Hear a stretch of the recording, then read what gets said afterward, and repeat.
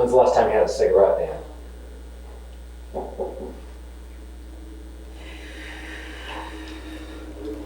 I have to look at my calendar. I can't remember from day to day.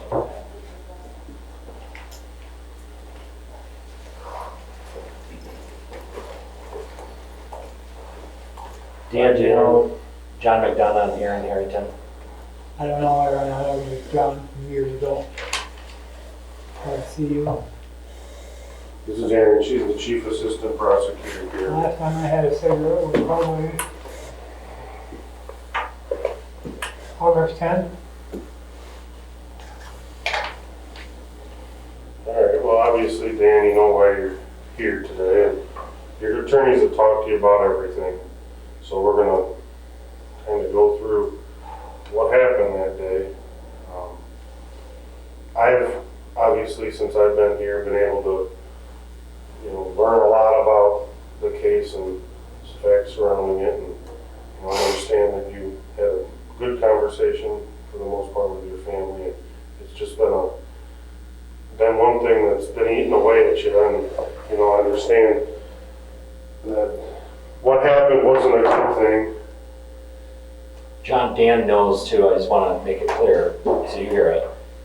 He knows that you guys agreed to do this to avoid media circus. So he appreciates it and the opportunity to see his family. So thank you. And that's why I asked these guys here too. These guys all know you. And Dan, we know that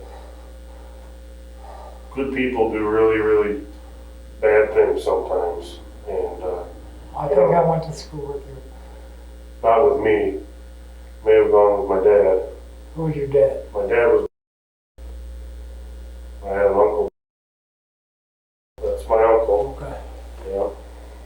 So I went to school with him. And I grew up in Three Rivers and played Little League and stuff. I mean, I'm a local person, and the people around here, and how much us just learning the truth is going to mean to everyone. It's an important thing for the family to be able to sit back and understand what happened. The closure, as it probably was for your family to sit and talk to you today. So I'm going to kind of let you start from the beginning, and if I think there's something I need to know, I'm just going to stop you and ask you something. But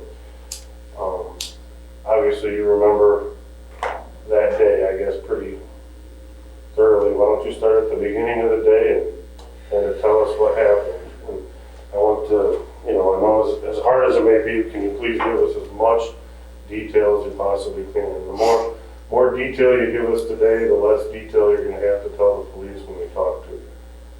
Okay, my day started out. I got up about 6 o'clock in the morning and went to work and come home from work probably about 4 o'clock in the afternoon. I started cleaning my garage out. Because the Boy Scout that weekend, they were trash pickup for the community in Constantine. Got a bunch of shit out front, and there was still some stuff that I wanted to get out of my old garage because I was having a new one built. So I got the stuff out. And later that evening, probably about, I don't know, must have been 5 o'clock or so, I seen this little girl riding up the street. And I thought, well, I had been taking these pills called Santex. It's a drug to stop smoking and stuff. Plus it makes you hallucinate. And I asked this girl to come over to help me move some stuff. She got off her bike, came up to the house. That's when I grabbed her, took her in the garage, threw her in the back of this boat that was in the garage, and I started. That must be when I got the DNA on her ship. And what you call it, got her out of the boat. And I didn't know what to do. So I got, What was she saying when she was in the boat and stuff? she wasn't moving, she wasn't screaming, nothing. Like, you know, this was an everyday occurrence or something. How long was she in the boat? I probably had her in the boat probably 35, 40 minutes. But what kind of boat are we talking? Was it like on a trailer? Yeah, I was on a trailer. Were you in the boat with her? I got in the boat with her. Was there any penetration? Uh, Was there any penetration or anything? and what you call it, I had her.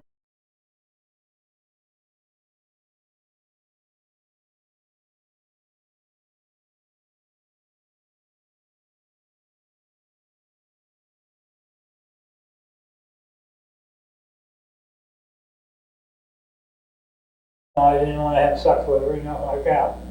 So I got her out of the boat. By that time it was dark out. And I thought, well, got her in my truck.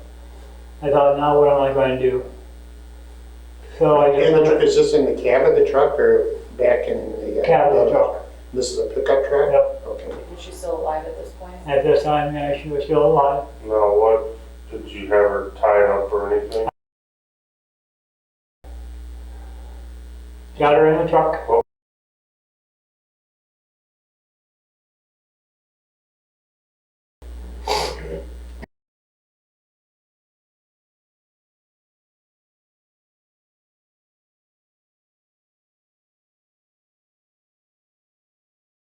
So she was like this then?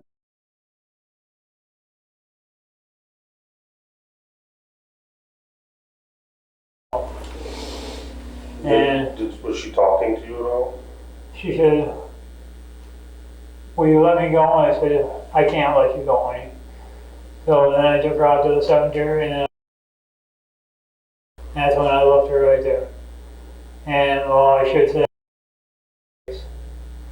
by that time she was down on the ground, and I thought, well, maybe she'll catch her breath again, and then I just took off. I think she was probably dead, Dan. Well, I don't know. You know, because you, right? Mm-hmm. And, At the cemetery? what, you said you had, what kind of bag It was was a Myrie bag. it? And then did you have anything securing it on there? No.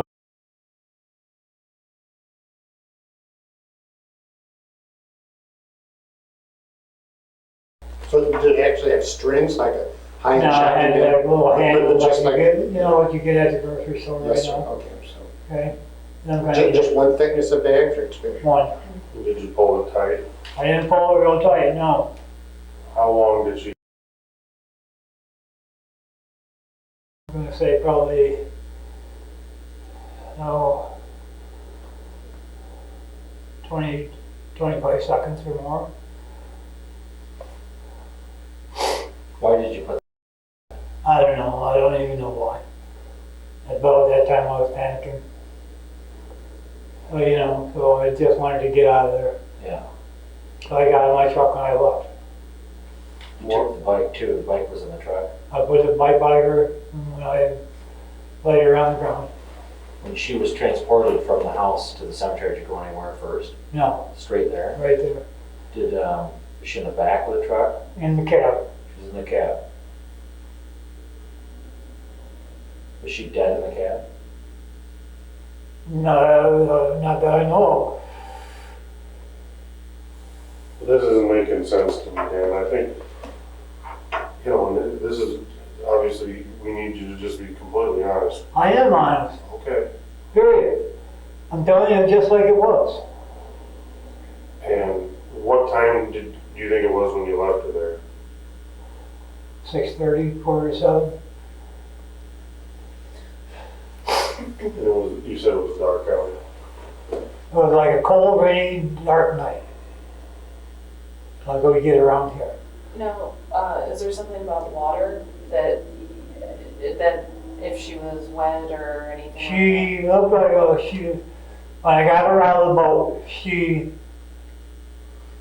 I don't know,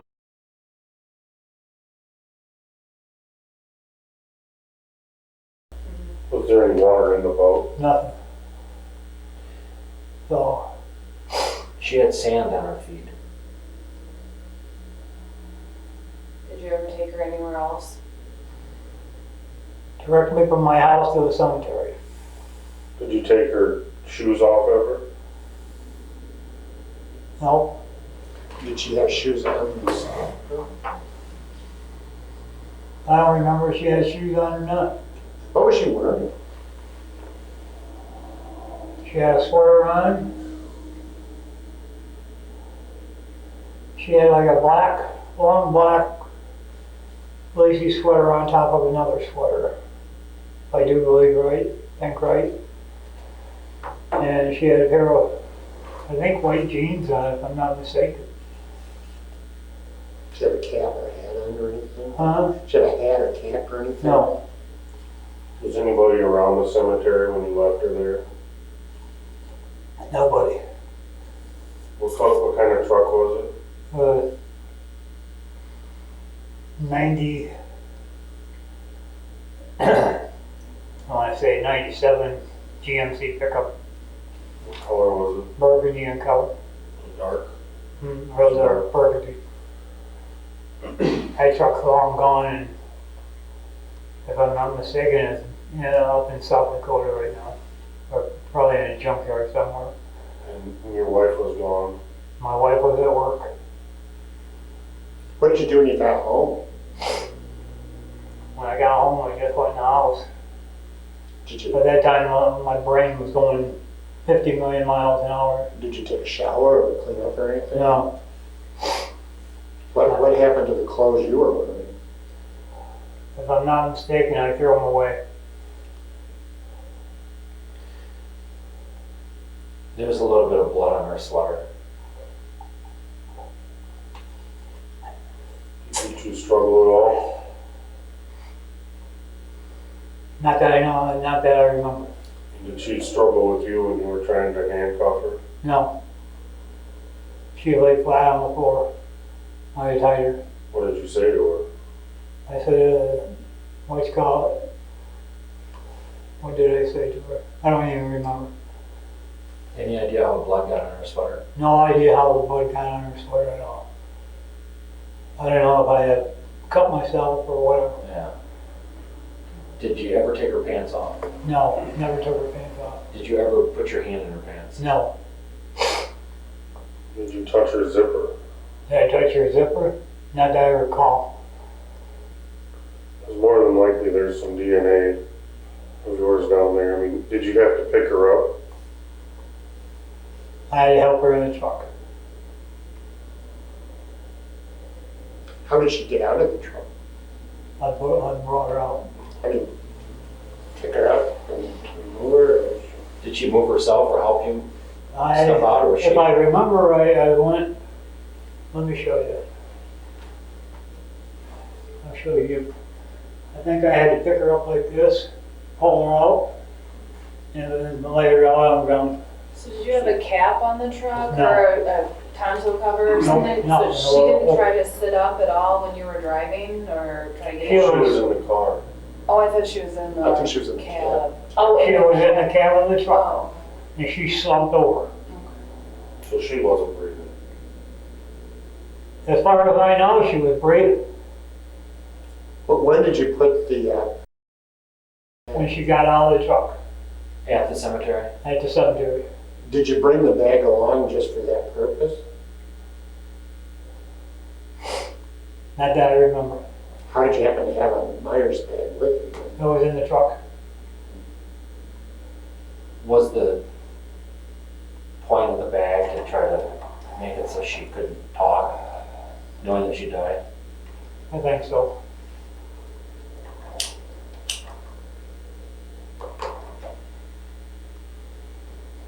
Here, you better stop another one. Why did you go to the cemetery? I mean, there's I- fields, there's I don't know forests. why I went to the cemetery. But I found out later she was scared of the cemetery. How'd you find that? I heard that in the newspaper and on the TV set. Part of the deal was to eliminate, you know what the deal is. Plead to second degree, and then everything else is gonna be, the remaining cases are gonna be dismissed. Right. Now, I guess I've got a, was there anybody with you at all? Nobody. Do you know?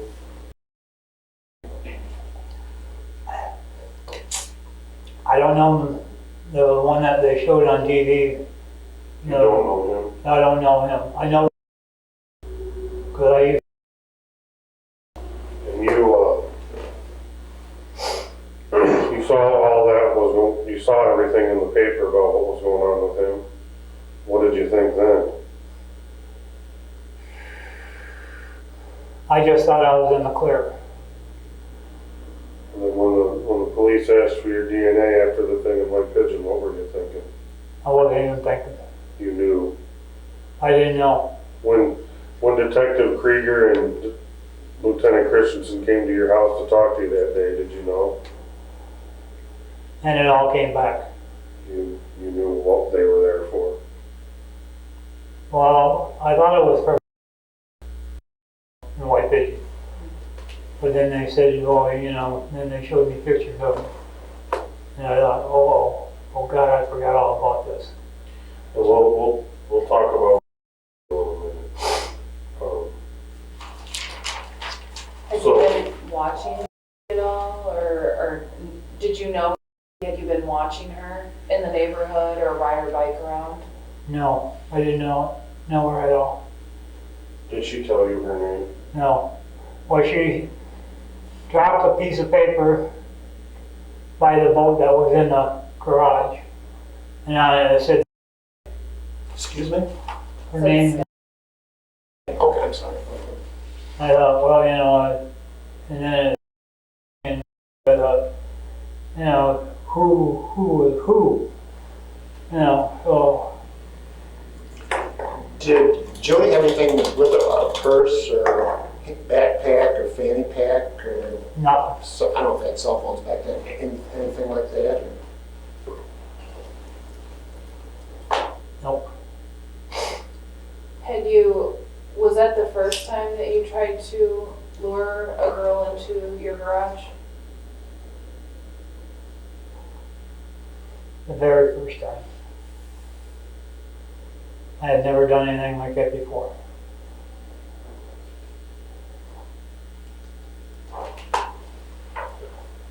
And you know, part of the deal was to talk to us about anything else you might know about some of the other cases that we haven't solved. And I told you in the letter, and I'll tell you here now, anything in St. Joseph County, I have the power to grant you full immunity for that, and I will do that. Just like what happened with, you know, other families have, you know, feelings as well, and if you could do for them what you're doing for us, for this family, by talking to us, and there's something else that you want to talk to us about, you know. Just like this top of this table, this flat. I know nothing about the other families. Nothing. We know you knew that No, I didn't. I didn't know that. you guys worked at their concession stand at Montville,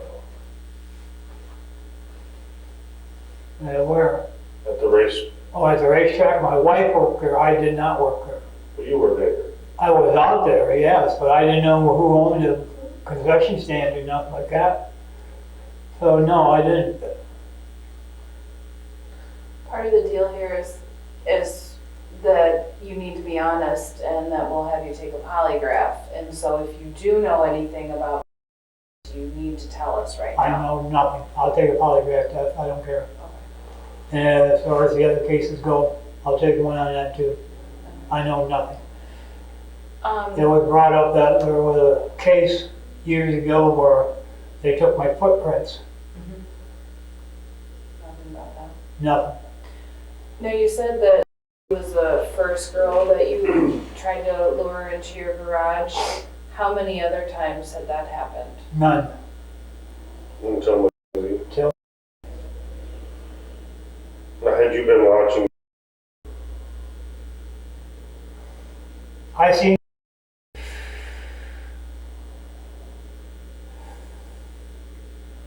back in, let me look at my calendar again.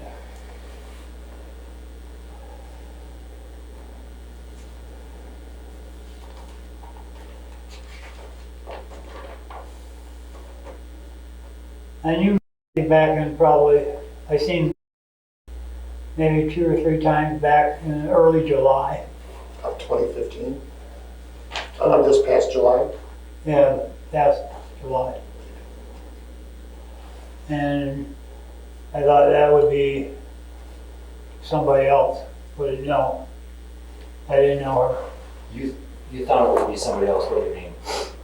I thought maybe I'd try it again, but, you know, What would have happened if she hadn't gotten away from you? probably an income like happened. But I'm not a serial killer, if that's what you think. I'm just asking you what would have happened. But actually what happened to Mackenzie, I tried pushing her out of the garage before it did happen. So I put my arm around her like this, and there was 2 extension cords on the ground, and I pushed in extension cords off to the side. There was no knife involved, no nothing. I don't know where she came to think I had a serrated knife, I was going to kill her right there, but I didn't. And as far as the old underwear goes, the pictures of the old underwear, there was supposed to be pictures of some women's underwear that the police took. And then there was old underwear that I had detailed cars, okay? The bras, are you talking about bras? Just panties. Oh, I took them underwear and pushed them back in the back of my toolbox. okay. From detailing cars. Some detailing cars. So you don't know whose they were? Nope, I don't remember who they were, what they were, or like that. And then I also took a picture of an old hunting knife that I had, and that was in the bottom of my toolbox, way back in the back. I couldn't get to them. Yeah. And then they took a butcher block thing of my wife's that we had in the house. If I remember right, they took that for evidence and stuff. None of that was ever used. And he said that if I read the police report right, she cut herself free. That ain't true. She didn't have to cut herself free. And when I pushed her out of the garage, she said the door was closed and she had to go through an exit door. That's false, because the garage door was wide open. She could have got out. Why'd you push her away? Did you try to stop her? Because of the things that were moved or the things I wanted to have moved had already been moved. And was part of you worried that you might end up killing her like you killed? That's what I was afraid of. So you wanted to get her out of there? I wanted to get her out of there. Dan, there is a list of girls' names in the garage. There's a picture in the garage. There's a list of all the young girls in the neighborhood, their names. What was that for? I don't know why I had them all wrote down. I think you do. No, I don't really. I had You don't just I had them all wrote down. I don't know why. I just wrote them down. Well, how would you know their names? Well, I found it out later, you know, and so. Well, there were boys in the neighborhood too. You didn't write any of their names down. Well, I know. You don't write young girls' names down for no reason. I thought maybe one of them girls would be instead of So, but how did you get the names? Did somebody tell you their names? my grandkids. I told them my name. So they told you the names of. So, were you waiting to do this? Waiting for an opportunity for one of these girls to make themselves available to do this again? Oh, I had plenty of opportunities because all these girls were in my house. Mm-hmm. Hanging out with you? Well, yeah. But there were other people there, so were you waiting for an opportunity when you were alone? Right. So.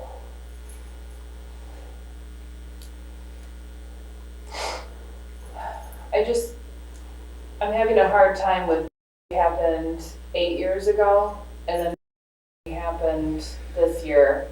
What happened if you tried to do this any other time between I had why? flashbacks.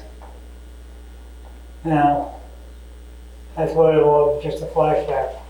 How did you feel when you were having a flashback? Trust me, you can tell us, we've heard just about everything. It's, I don't know, I just felt kind of numb. You know.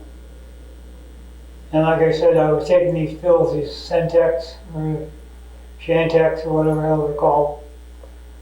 And what you call it, so.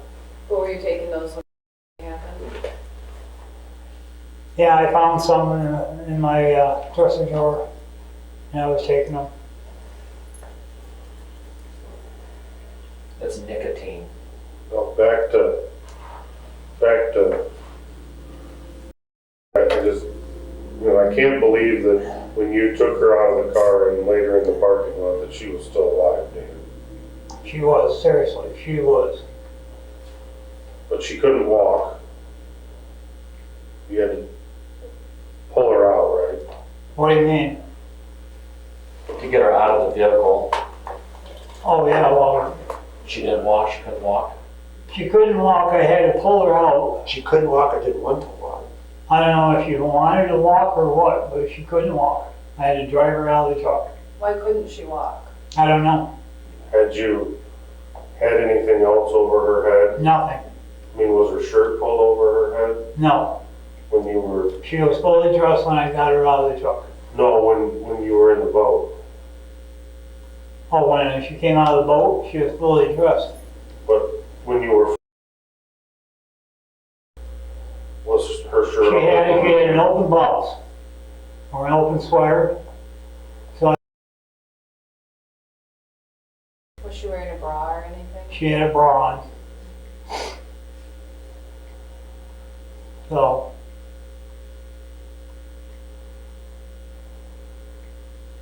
So you really think that she was still alive when you got her out of the truck at the cemetery? I believe so. It's okay, Dan, at this point in time. If she wasn't, you can tell us. Seriously, I'm telling you right now that I swear to God she was alive Then, in the cemetery. and did she go limp? Yeah, she went limp. I mean, was she really gasping for breath, or are you just hoping she was gasping for breath? No, she was gasping for breath.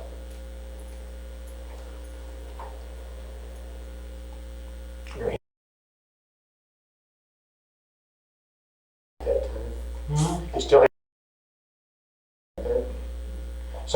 So when you When she laid on the ground, that's when I cut the. how did you cut the zip ties out? I had a pair of pliers or a pair of wire cutters and cut them. So did you have to roll her over to do that then?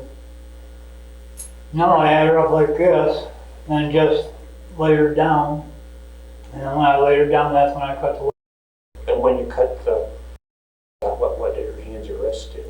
Huh? When you cut the zip, what did her hands and wrists do? Did they drop down to the ground then, or Her arms just dropped. was there any resistance? Huh? Was there any resistance? None. What happened to the zip? I took them, threw them away Where'd you throw them away? in the trash at home. At home. What about the Meyer bag? Because she spit up in that Myers bag. And I just took that bag and threw it away. Is that the same time you threw away your clothes then? Mm-hmm. You said you threw away your clothes, was that at the same time then? I took everything I had on and zip tied the bag and everything and threw it away. In the trash? I mean, did you go downtown and just toss it in a trash can, or did you do it right in at your house? Or? I threw it away at the house. Did you ever get her hair wet for any reason? I think her hair got wet when Did you try and clean her up at all? when I had her at the cemetery.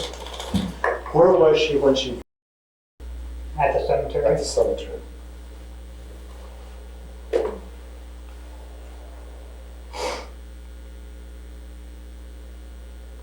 They should have found that one. They found her in the cemetery. The bonnet? Or whatever she threw up. What did you say the weather was like that night? It was a cold, dark, rainy night. And it was when the Constantine football team was across the street at my neighbor's over there for a tomahawk party. And I'm surprised they didn't see the commotion because one side of the garage was closed and the other side was wide open, And you were struggling with her a little bit. trying to get her in the truck. Where was the truck? And underneath this big canopy that I had. Was that connected to your house or your residence? No, it wasn't connected to the house. So when you say you were in the, this isn't the garage then, when you talk about the garage and the canopy are different positions? Let me draw you a drawing of this. This is better informed. Can I hand him a pen? Okay, this is the house, Can you see her? okay? There's the back steps going into the garage, right in the house. There was a canopy right here, like this. In the front of the garage. There's a type that you buy. Shit, I'm Looks like a drawing. Quonset hut almost or something then? It was like, they sell them here in Centerville. Yeah. This guy puts I up know down. what you're talking about. Okay, in fact, that's where I bought it, Okay. okay? That's the garage. There's two sides. Right here, this side right here is where my car was usually parked, and the boat was right here. And there was a walkway through here, okay? She came up off of this road right here On her bicycle. on her bicycle. The bicycle laid out here. So did you call her from the street, say, hey? Yeah, I'm I here? said, hey, come here, will you help me for a minute? And she walked up from the street, Now where's this tomahawk party then? way over here. She walked up through this canopy, and there was a cover right here, and nobody could see. Walked up to the back of the garage. That's when I grabbed her, put her in here, going into the house. So she did go into the house for a little bit? We didn't go into the house. Oh, okay. I got her in the back steps. Is that where is that where you put? She didn't say a word, nothing like that. I laid her up against the concrete steps right here. Got her and stuff. That's when I dragged her into the garage. So she wasn't walking at all? Well, that's when she was walking. Okay, I got her into the boat, which was, like I said, right here. And that's a boat on a trailer. Yep. So you had to get up some distance. Oh, hell, it was like really this high up. So did you lift her up then? I made her get up. Excuse me? I made her get up. So there was a place she could put a foot and climb in there anywhere? There was a step on that boat right here. Why did you go into the boat? Because the garage floor was nothing but dirt and stuff. Okay, go ahead. So I got her into that boat. And then she didn't resist or nothing like that. Did she say anything to you? No.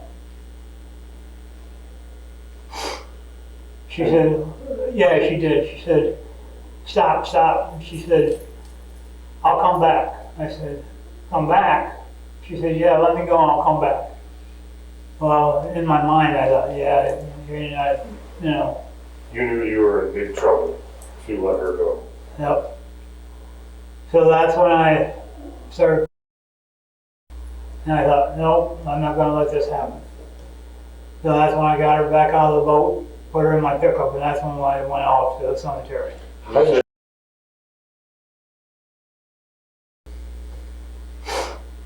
I don't even think it was 35 minutes, I think it was probably a half hour. And how did I mean,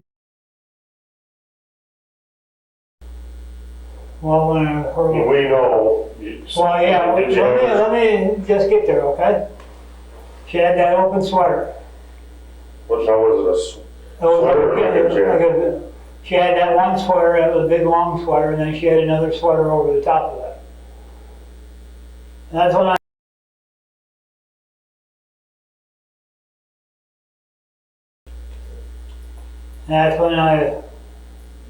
that's when I caught my senses and I thought, what the hell? So then I got her back out of the boat. How did you get out of the boat? When you had,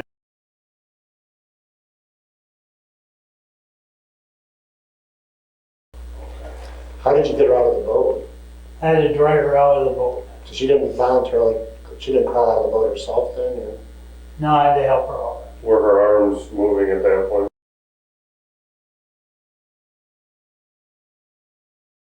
She's struggling with you? No. You tried, so you had to carry her? Did I- she struggle with you at any point in time? Nope, No? none. So then when I got her out of the boat, put her in my truck, I said, now sweetheart, you just get in the truck, I'll take you home. And when I took off with her down the street, she said, let me go. I said, okay. So I thought, no, if I let her go, then I've been had. And I got her out to the cemetery. And that's the honest God truth. Where was her bike? Out by the road. I had to go out by the road and pick the bike up. Out by the road at your house? Mm-hmm. And where did you put the bike? This is the road, out here. She had to come around the corner. Right here. Yeah, where was it? Her bike was out here. And when you took her to the cemetery, where was her bike? In the back of my truck. And then where did you put the bike? If I'm not mistaken, when we got to the cemetery, the bike was still in the back of my truck. And the gravestone was like right out here somewhere in the cemetery. Then I just dropped, she was here, and I just dropped the bike out here in front of her. Did you go to any particular area in the cemetery or any spot in the cemetery? Or? I took her back, which I thought at that time was the darkest spot in the cemetery. And supposedly, if I'm not mistaken, there was supposed to be, I didn't know at the time, there was supposed to be a camera on the factory that was across the street from the cemetery. And I talked to a couple buddies of mine, and they said that camera don't work. But don't, Is this after or before? after. So I thought, okay, I'm in the clear. Well, Dan, after some prompting, you were able to admit that you were taking a list of girls when you tried to lure in. Had you been looking that day for a girl to be riding by, or a few days before that, were you kind of just looking for someone to come help you in the garage? no, not really, because her and two other friends come riding down through there. Is her, Uh, you said her, just is that what you're speaking about? and two other girls. Okay. And two other girls went down the side street. She was riding around the front of my house. Mm-hmm. And you knew her? You knew who I she didn't was? know her, but I just knew who she You was. saw her a lot? Yeah. She made your list? Yeah, I know. I had her on my list. Well, I'm just wondering if you had been waiting around looking for, when you were cleaning the garage, if you were looking for a girl to be riding by. No. I just happened to see that day and stuff. So would you say it was impulsive? I mean, you hadn't planned it? I hadn't planned it. Dan, even if you didn't plan it, how long did it take you to make your list? Huh? How long did it take you to make your list? We're in a trailer park? Yeah, there are quite a few names on that list. I mean, was that a week, a day, a month, all summer? Probably took me me out somewhere. Did you add names to it? In other words, as time went along, or did they all get written in there at the same time? It took time. Now, I've got a question about why do you think he would go to prison for perjury? Why do you think he would do that? What I heard, and what was a rumor going around town, he was one of the biggest drug dealers in Constantine at the time. And I thought, well, maybe he was hooked up with drugs or something. That's why. So that's when you saw the news and everything going on with that, you thought it had to do with that? Yeah. Because that's what I'm trying to figure out, is if he truly had nothing to do with this, why would he? I don't Go to know. prison? Also, what I had heard, I don't know how true it is, but not like this, I heard that he had picked her up out of the cemetery and took her home. And after he tried to revive her, he couldn't, he took her back to the cemetery. Was that just a rumor around town, or who told you that? Somebody who would know? Somebody that I knew. Who? I have no, I heard it from, I think it was one of her relatives. And that was just a rumor going around. I don't know how true it was or what. Now what about this rumor, where did you hear about the drug stuff with him? That was what a rumor was too. So did you? It was just hearsay.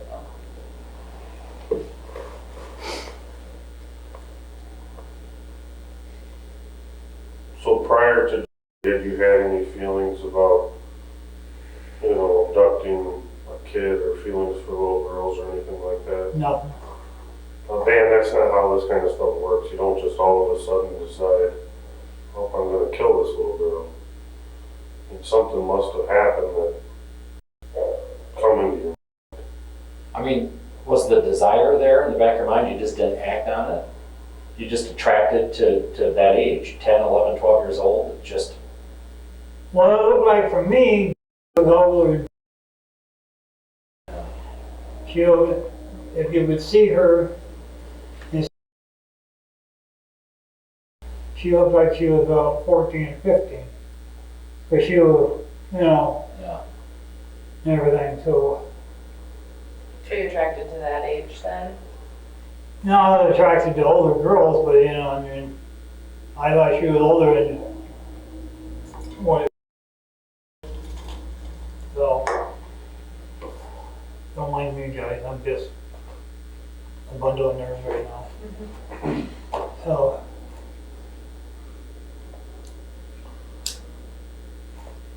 And we're just trying to figure out this whole thing out. There's a few things, one thing in particular that I don't understand is that, it doesn't make sense to us when you tell us that she threw up in a bag because there wasn't any vomit or anything found. well, I don't know what she threw up in the bag, but it was wet. The bag was wet. Her hair was wet. Could it have been sweat because she had it for longer than you've told us? She might have. I don't remember. Was it actually raining out at that time? Yeah, it just got done raining. So the ground was wet? The ground was wet. Like I said, it was a cold, dark night, and it was just about ready to snow, I think, outside. Well, it was cold that night, but it wasn't snowing. Well, then it was raining. I can tell you, I was there, sheriff was there that night. Which way did you leave the cemetery when you left?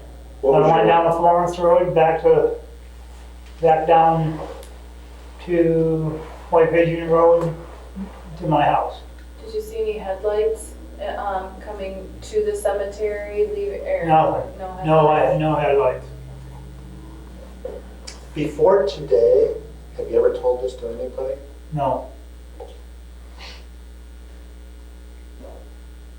So you didn't go around the block, come in the backside of Constantine some way and throw anything out of your window?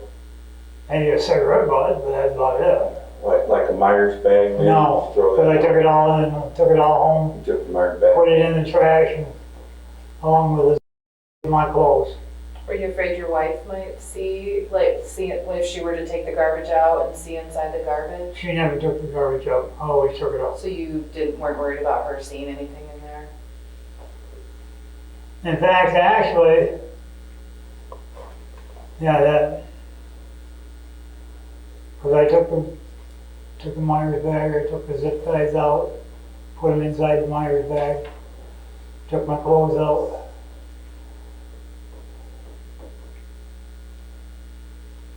Now, Dan, there were that weren't just there because she had A loose bag on her. scratch or something. Something was tight on her neck. You said Well, time. maybe I overdid the zip, overdid the Myers bag. You might have pulled harder than On we the thought.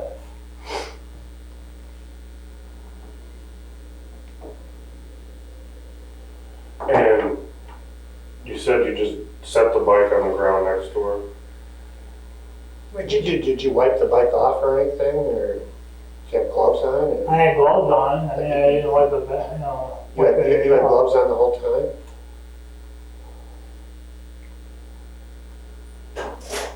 When you touched her, did she have gloves on? No. But sometime after you were in the boat, you put on gloves then? After I got her in the truck, I put the bike in the back of the truck. Put the blanket, you said? No, when I got her in the truck, that's when I put the gloves on. Because I didn't want my fingerprints on the bike and stuff. I'm surprised there wasn't any fingerprints on her clothing. Did you try to make it look like she had an accident in front? Yeah. You tried to stage it to. Yeah. Hey Dan, can I ask you a question? Did you know her from umpiring softball games, or how did you get to know her? I don't think she can play sports. Okay. So you didn't see her around town playing softball, or you didn't know her name from that? Nope, I didn't know her name from Adam. A lot of kids knew. But the only thing I knew is she dropped a note on the ground that said her name, had a name on his name. And that's it. So you'd never seen her before that day? Never. I'm just kind of curious if she played softball or anything you might have umpired or something like that. Well, I was wondering about because umpired or Ray had a key to the softball diamonds, and so you would have had to have been in contact with. Nope. I never knew Ray. You knew his father, right? I knew his father, his grandfather. Did anything happen near the softball diamonds or anything with Jodi? Nothing. Nothing? Look at how many years I umpired for you. Oh, I know. I knew all them girls on your team. I know, that's why I'm asking you that question. I just, curious to know how you did. I just, she, I knew hundreds of girls. I know you did.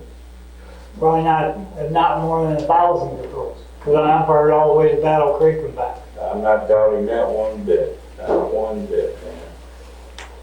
I'm just curious about how you got to know this fall. If you met her from the softball field or, in association with it. There's a lot of girls that did that sport. Dan, this is Detective Krieger. Do you remember him? I know I've spoken to you before. Sorry, it's on these circumstances, sir. Detective Fuller's going to come in here in a minute. They've got some questions for you. He, Detective Fuller, who's gonna come in a second, he and I worked on this case for the 3 years that we're down here.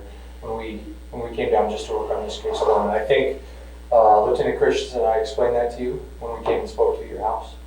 I understand there's a deal for you on the line here. I didn't know there was. Is that We're correct? talking about the plea. Right, the plea. Right, I understand it. So None in there. the reason that we're here is to make sure that, I do want some more. You got it? I'll find you something. We'll get you some coffee, bud. um, We got some, Dan, we got some pizza coming too, okay? Huh? We got some pizza coming, so we got some food for you too. so Dan, the reason we're here is we just want to make sure that everything you're telling us is legit, okay? Right there's the whole Bible. I I know. don't want to get my hand on it. That's fine. You know, I don't know you. I'm not judging you. All I want to make sure is that things add up to what we know about the case, and to make sure that you're being truthful. Because if you're not, that's Oh, I not know. gonna be good. So, and there's some things that we just need to clarify. I've heard some of the things you said, and I just want to clarify all those. So the one thing that I know, and I'm sure your attorneys have said, and I'm sure Mr. Mariona has told you, but I haven't told you this, so I want to make sure to be diligent in my efforts, okay? Just be honest. I know that the one thing you and I haven't had a chance to get into yet is a lot of the details, and I understand you've spoken with your family about some of this, and I'm sure that you haven't got into some specific details with them. I know there wouldn't probably be any reason for that. You may have told them some general stuff, but I'm sure you weren't able to get into details with them, which is understandable. I probably wouldn't want to do that either. But we're going to have to get into some really specific details in here, and in order for us to corroborate what you're saying is in fact the truth. Okay, so I just want to make that aware up front, and I don't want you to be afraid to talk about some specific details about this, because that's the only way that we're going to be able to corroborate what you're saying is the truth, and that you're being upfront about everything. Okay. So far I have. Okay, and like I said, I may not have heard everything, so I just want to go through this, and right now I just want to focus on the Jodi Parrack case. Okay, that's the only thing that I want to focus on. So let's take your mind back to that, and what I want you to do, and I know you just did this, but for me, and him, this is Detective Fuller, I want you to go through this again. You don't need to go through your whole day, but what I want to hear is what happened from the very first time that you saw it. That day, the day that, that this happened, okay? Okay. Like I told them, I've got a diagram right here. Because I know you guys don't have the diagram. Sure. Correct. I haven't seen it. Unless that is right there. No, this is the cemetery. We'll get into this a little bit later. Can I have a pen? All right, you go, I don't care which one it is.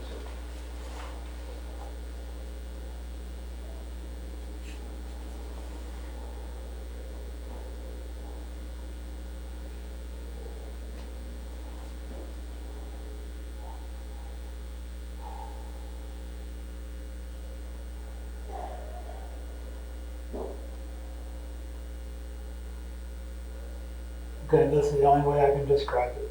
Okay. Okay? This is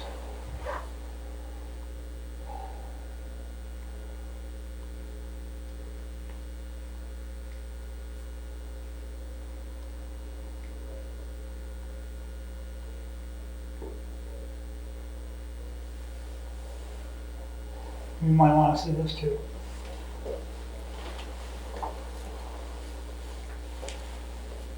This is the road that lived on, okay? She came down this road, which is White Pigeon Road, okay?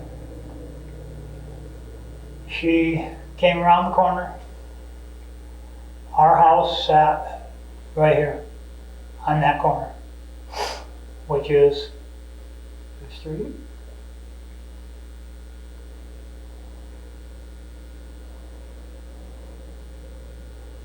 That's the best way to describe it, guys.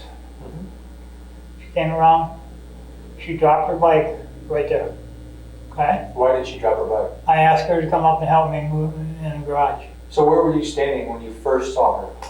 I was right here.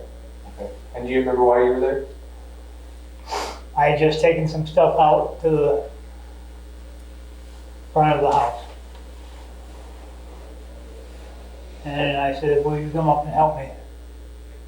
She said, sure. What did you say to help you with what? I said, will you come up and help me move some stuff? Now, And I'm sorry, I'm gonna stop you a little bit because I need to get specific, like I said, okay? Okay? And again, I want you to be honest because I think I know the answers to these, but I want you to be honest with me, okay?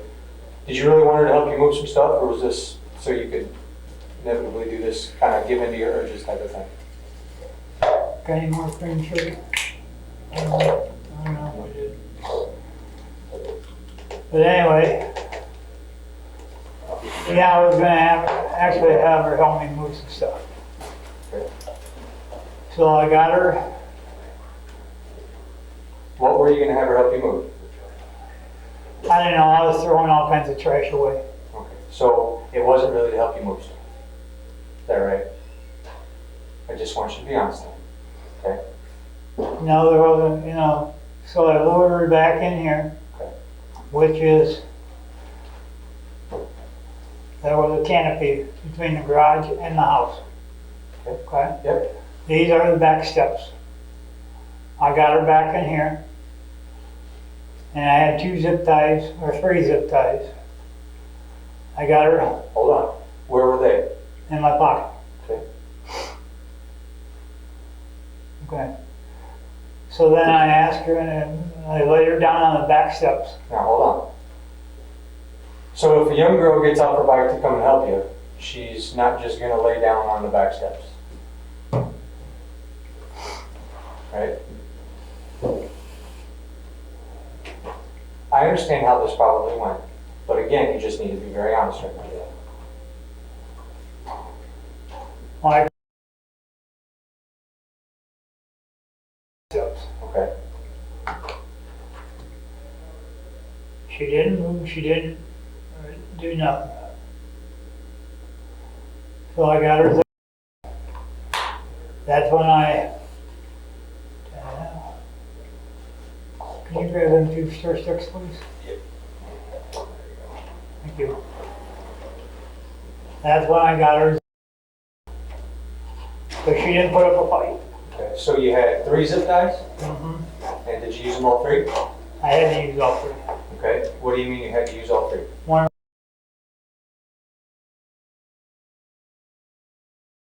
So the zip tie, you had I 2 had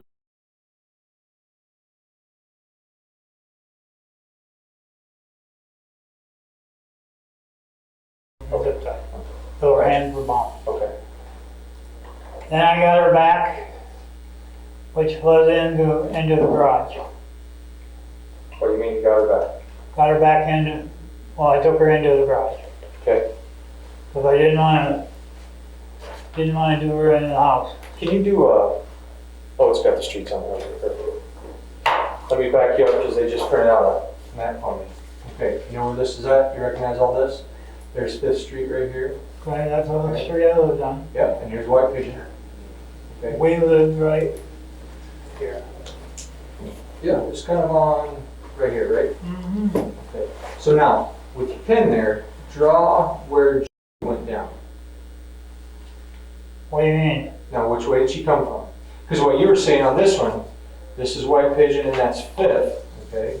White Pigeon's right here, but 5th is over here, okay? She came around this corner. Right here. Okay. Cause our house sat right here on this corner.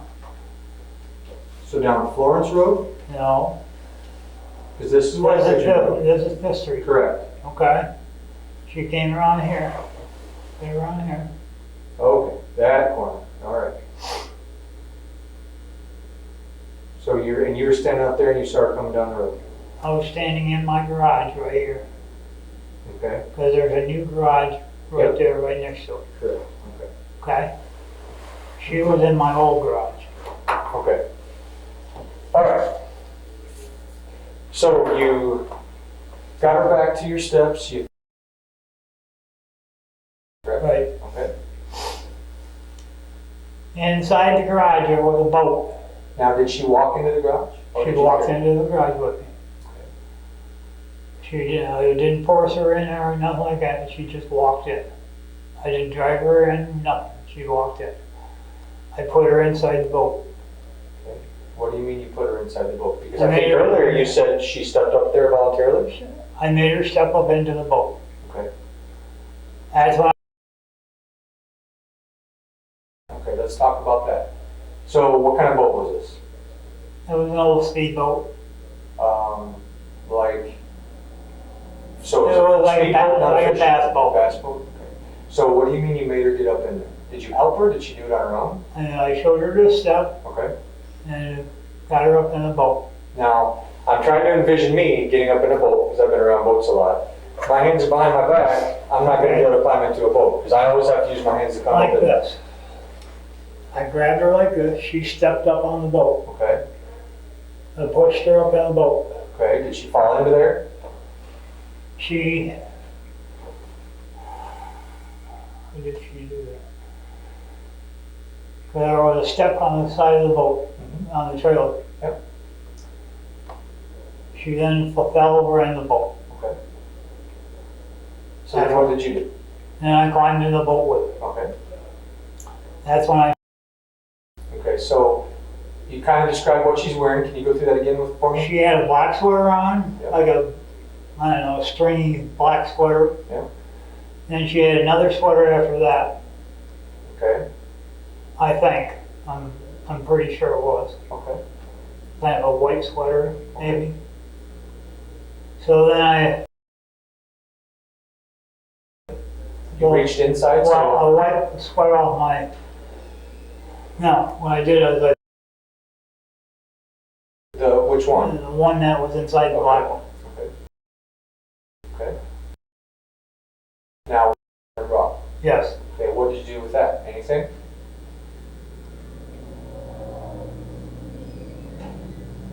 I don't think I did. So when you say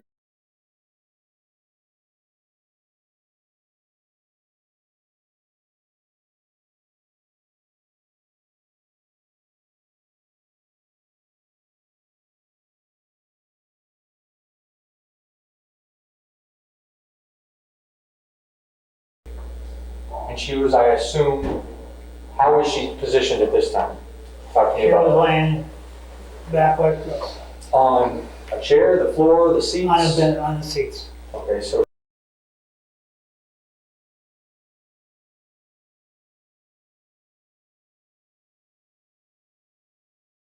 what? I was beside her. You,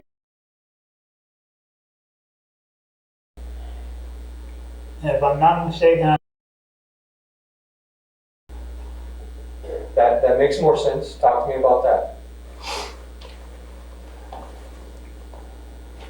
that's when my senses kicked back in. Sure. So- Well, hold on. I thought you didn't.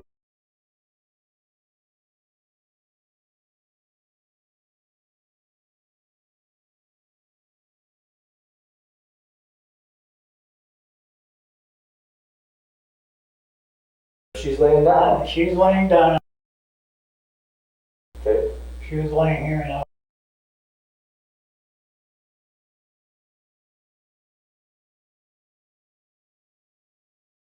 Okay, now, what do you mean by, I don't want to play the Bill Clinton card here. What do you mean? Might be different things, you know what I'm saying? So talk to me about that.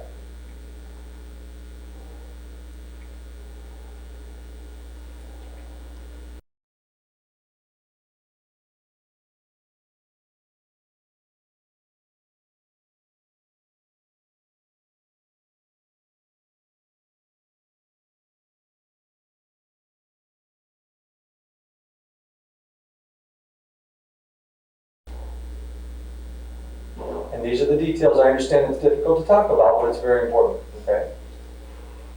And trust me, I've talked to people that have all kinds of fetishes. Nothing you're going to say right now is going to surprise me. I don't remember. Okay. Really, I don't. Okay, sure. But you did. Is that correct? Correct. Okay. So then what happens? Okay. That's when I got her back out of the boat. That's when I came to my senses. Okay, so what's she doing while you're doing this to her? Not kicking, not screaming, was she saying anything? Help me with this, Dan, because I don't. She said, I said, honey, I can't let you go right now. I understand that. So I got her back out of the boat. Okay. That's when I decided, well, I think I better just get her somewhere where she, where I can get rid of her, or take her somewhere. Now, That's let's when talk I, about that, because I think you just gave us an insight into the truth right there, Dan. It's difficult for me to believe in my experience that she was laying there, and part of that comes from two reasons. Because number one, I've been doing this a long time, and I've never really heard of that.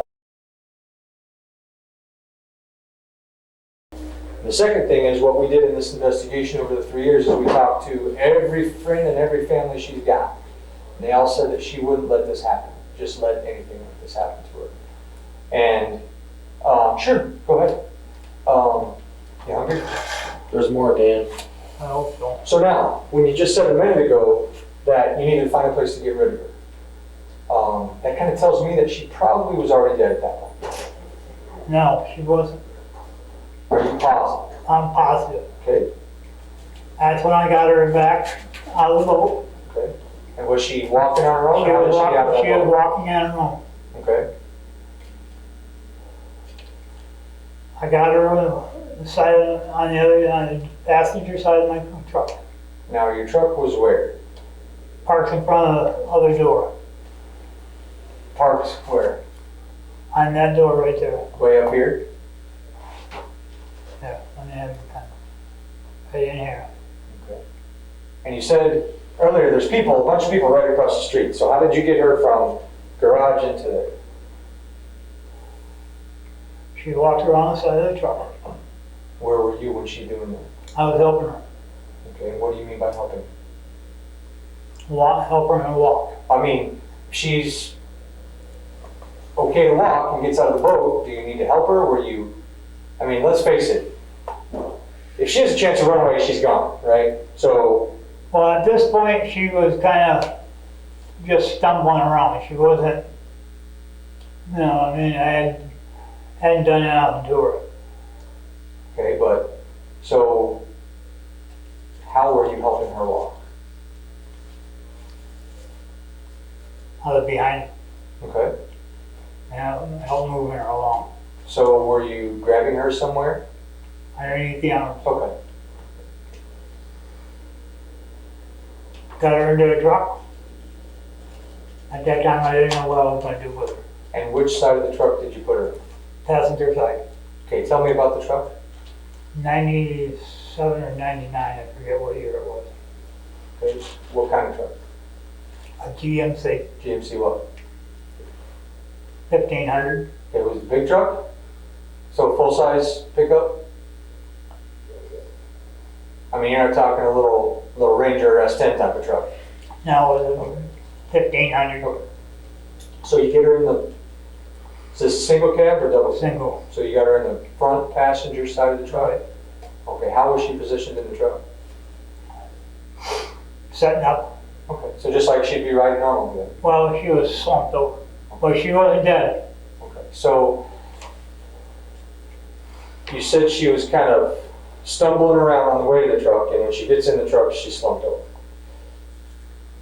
Something had to happen, follow me here, between the time she gets in the boat to the time you have to help her, she's stumbling along and she slumped over the truck. Do you follow me here? Again, when this occurred, it really doesn't matter, Dan. I want to impress upon you that, because it really doesn't matter. These details, though, that don't make a lot of sense, can make a difference. So what happened in that time that's causing her to need the help walking and to be slumped over in the truck?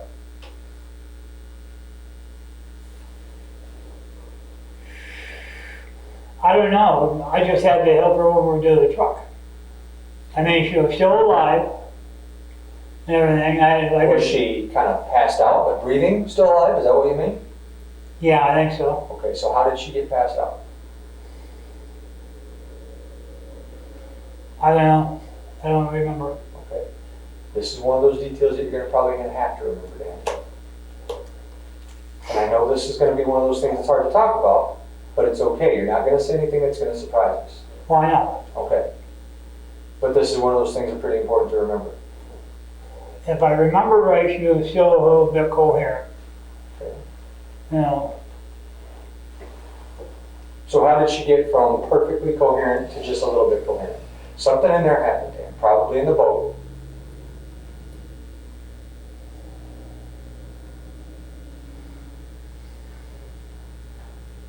the only thing I can say is she was still alive when I put her in the truck.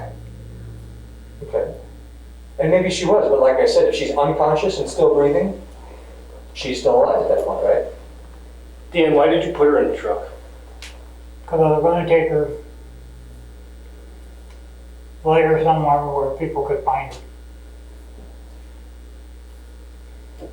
And exactly what you said you were gonna lay her. So she was unconscious at that time, wasn't she?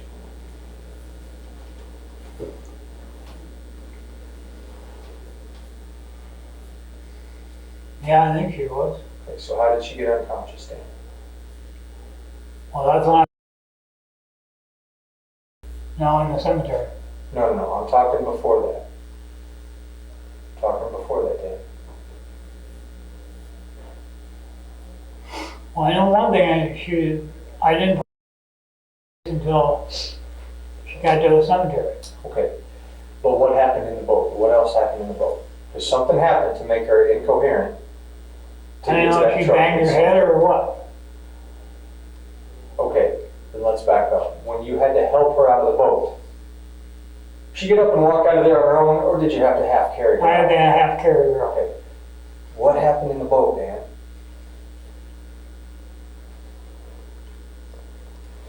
Like I said,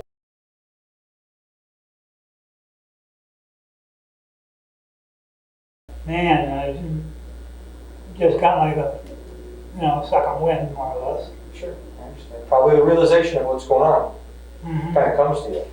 So, I believe you when you say when you're doing this stuff, she wasn't putting up a fight, Dan, because she probably wasn't really coherent at that time, correct?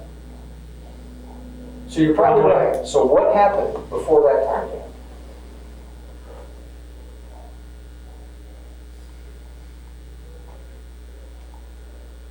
This is the part you're going to have to be honest with me about, okay?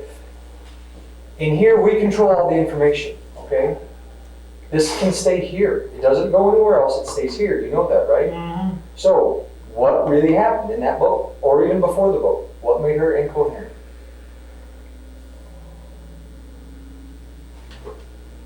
You know what? I really can't tell you that. I don't know. I don't know what happened, really. Everything just went blank in my head. Okay.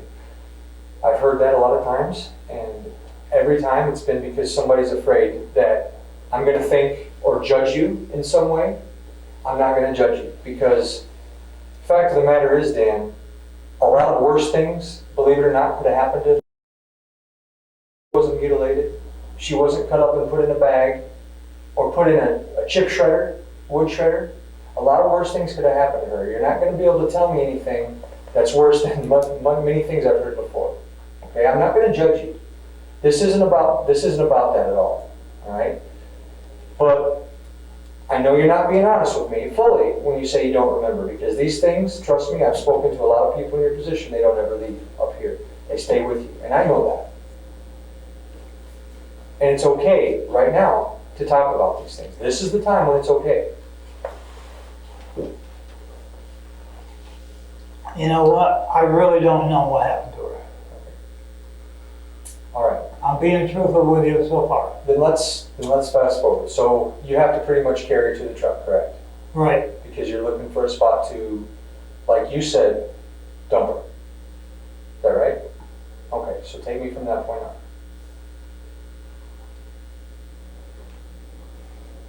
I got her out to the cemetery and laid her down.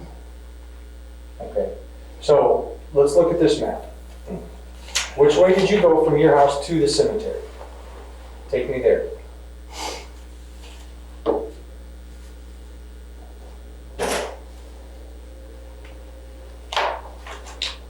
What's the road to this?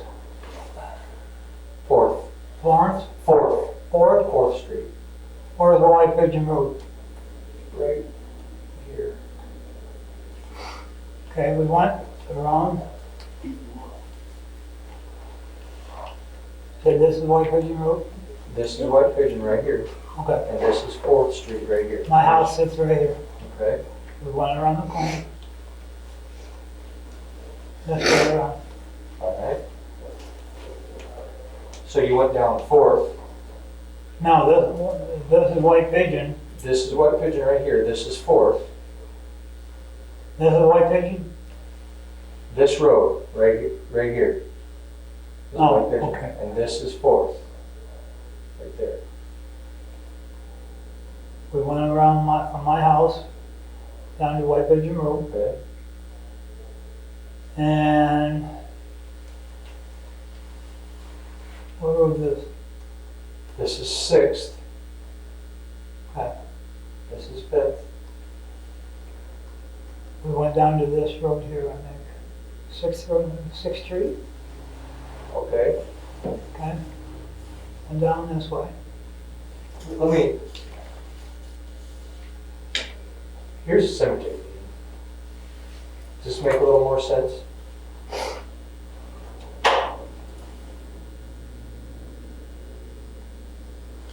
Say this is a cemetery? No. Or that's Right cemetery? there. Right That's over here. cemetery? Yes. Here's your house. Here's Ah, 5th there. Street. Okay, and there's White Pigeon.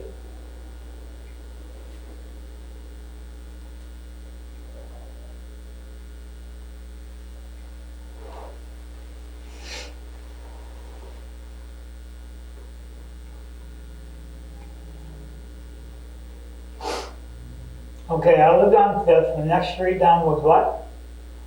Well, they're right here. 6th, 5th. Which one leads out to the cemetery from here? Well, why don't you just tell me which way you went? If you remember, did you go into the cemetery from the north or from the south? From the south, Okay. Then let's talk about this. There's the cemetery. okay? Why don't you tell me where you went in the cemetery?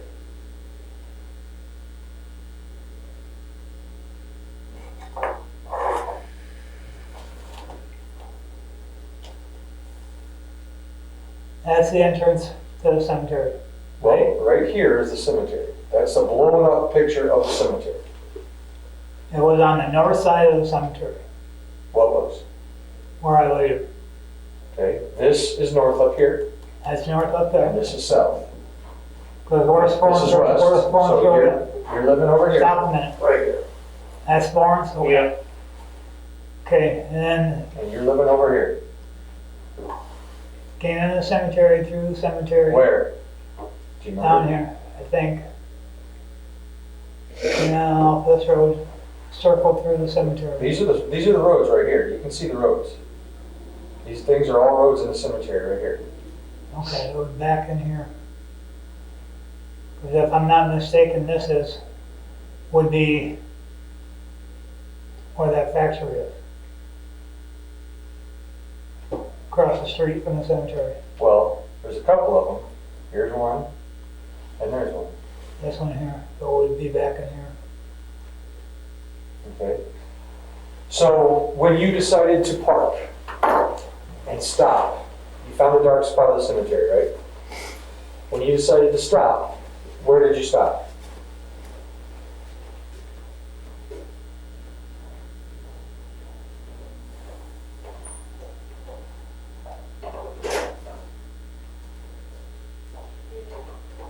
Where's the cemetery? This one? Mm-hmm. That's the cemetery. Probably back in here. Okay, so were you on a road or not on a road? It was one of the roads in the cemetery. Okay, so that's what I'm saying. When you stopped, did you stop on a road or did you go off the road? I stopped on the road. Okay, you stopped on a road. Okay, so then what did you do? That's when I got her out of the truck. Tell me about that. I got down and she was slumped over. I literally had to pick her up. Her head was on my shoulder. Right? So was she alive? She was alive. How do you know? She was still breathing. Okay, and how do you know that? Because I felt her nose and stuff. She was still breathing. So did you think she was dead, but you want to make sure?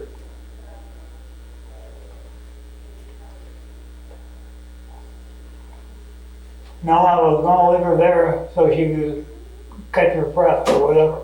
Okay. Not true. You couldn't leave her alive, otherwise you'd just let her go from your house, because now she knows who you are, right? Right. Okay, so we know that's not true. I did not kill her at my house. Okay, no, but what I'm saying is, you weren't making sure she was gonna stay alive, and you weren't gonna leave her alive there. We know that. So, you felt under her nose to make sure she was still living, right? Okay. So, was she conscious? Was she? I thought she was. I thought she was. Her eyes were still moving. Okay. Was she talking? Saying anything? No, by that time she was. I don't know if she was coherent or what. And She wasn't speaking, or was she? she wasn't speaking. Okay. So you help her out of the truck. So then what happens? Helped her out, and Hold on. Where did you put her? right next to a monument, big tall monument. Okay. So was it right? So you said you're parked on the road. You didn't take your truck off of the little road there anywhere, right? So is this big tall monument right next to the truck? Right next to the road. Okay. So when you helped her, did you help her very far away, or was it right there by your It truck? was right there by the truck. Okay. Go ahead. Go ahead. Continue. So I laid her on the ground. She wasn't moving. So I thought she was still alive. Well, maybe. I don't know. Got the bicycle on the back of the truck, laid it next to her, or in front of her, So, to make it look like she hit the monument or whatever. okay, so you laid her by a monument, and then you got the bike out and you put it, how did you put it? Just, Like she laid there, Mhm. put the bicycle there, okay. Just threw it down there by her, or what? just Okay. threw it on the ground. Okay. So tell me what happened with her then. With who?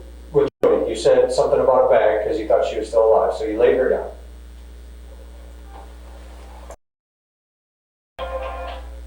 Make sure she was, dead. And the bag came from where?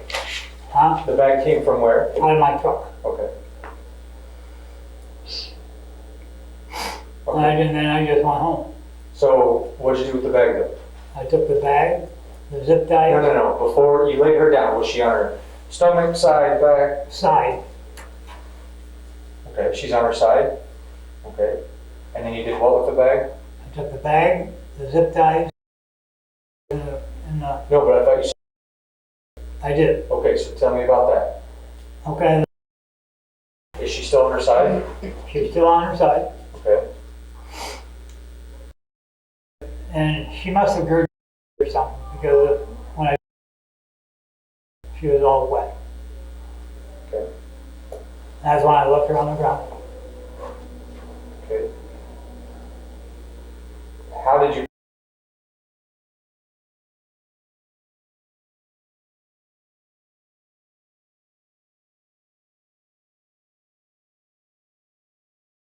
Okay. And what did you do then at that point? After I left her on the ground, No, I mean, I don't know if I tightened it or what. I don't remember. That must have been or whatever. okay. Was she moving at that time? No. Okay. So then what? That's when I had her on the ground. I just left her. Okay. Still on her side or on her back or stomach? She was on her side. Okay. So what'd you end up doing with the bag? I took it home and the zip ties. No, from there, you just. And what'd you do with the zip ties? Took them, put them in the bag. How did you get those off? Took a pair of cutters, Where'd they come from? my house, that I had inside the truck. So they were already in your truck. Okay. Now, you lay her on the ground, and at some point, I imagine you realize she's dead. So did you have the zip ties with you to cut those off right there? I had the cutters there, yeah. Yeah, that's what I mean. Yeah. So you had them with you when you had the bag and stuff like that. Okay. I tell you what, I'm going to take a break for just a minute, okay? What I need you to do in the meantime is think about some of these things you said you couldn't remember, okay? Because they're kind of important. Does that make sense? I guess. You need another piece of pizza? Huh? You need another piece of pizza? I will, yeah. Okay. Okay. So we'll give you 5 or 10. Think about those things, okay? That's the question, you know. How did you feel when you're doing this stuff? You know, those are the questions. You know what, Geez, Dan, I mean, you're educating us, Dan, you really are, you're teaching us all. And I know you talked to me the other day about wanting to be some kind of to teach somebody, you know, something, or you having that opportunity. Yeah, you're doing it right now. You're doing it right now. I mean, these young whippersnappers here, you know, they got a long time to go. I don't. You know, I got, you know, I got a few years under my belt here and seeing some of this stuff going on, and listened to a lot of interviews and talked to a lot of people. And here, you know what? Here's a friend that I've known for 40 years that I'm listening to you and learning right now. So, just be cool. Sure you don't want another piece of pizza? I'm gonna get you some I mean, Supreme. if you want some, and a Mountain Dew, you want a Mountain Dew, or you said Pepsi or something? Mountain I don't know Pepsi if We you don't got have it. any You Pepsi. don't I'll have bring it? a Mountain Dew pizza. Yeah. If you start running laps in here, we're gonna have to slow you down. Mountain Dew and coffee, I don't know, man. All right. And so you got my drift there again. You make a bad cup of coffee. That's kind of like an espresso machine or something. When that makes that much grime in the bottom. All right, so did you think about anything that you can enlighten us with? Because I want you to remember, these details are details to help us confirm what you're telling us is the truth. But in terms of your plea deal that they're giving you, it doesn't make a bit of difference, only if you're not truthful. So if you could tell me that you raped her and all this stuff, and in terms of if it's the truth, it's the only thing that's gonna matter. But if you're not truthful, and if some of these details are sketchy, Dan, it's gonna hurt you. It can't help you. Do you understand that? I really want you to understand that you have to be upfront. The stuff about I don't remember, I've done this way too long. I've talked to too many people who've had bad things like this go wrong. It happens. Okay? And I understand why you're trying to minimize some of this stuff, Dan. I get it. I truly understand. But now isn't the time to do that, because the deal's already been worked out for you. So you don't have to minimize anything. The deal's done. All you have to do is be truthful and be completely honest. But we need that honesty. Okay? I understand. Give me your more. That some of these things are difficult to talk about. Man, I can tell you that I've talked to people who are 100 times worse than you could ever think of being. The urges that you feel and felt back then, Dan, are nothing compared to some of the things I've heard. Okay? It literally is nothing. So I understand where you're coming from, but now's not the time to minimize the stuff and say I don't remember. Does that make sense? Yeah, I know. But I didn't have sex with her, I can tell you that. Okay? That's fine. But the things that you told me, a couple of them are adding up and they don't make sense. One of them was the thing that happened in the boat, which you said you don't remember, but like I told you, I think you do remember. Okay? It's just hard to talk about. And I get that, I understand it. But since this has already been worked out, it's okay to talk about it. And I want to make sure you know that, because there's no reason not to talk about it right here. As a matter of fact, if you don't, it can only hurt you. Because then stuff isn't adding up. And it's all got to fall in line for this deal to come through for you, okay? Does that make sense? Some ways and other ways it don't, because I'm telling you, like I told you. That I understand. But she's unconscious at that point. We need to know how she got that way.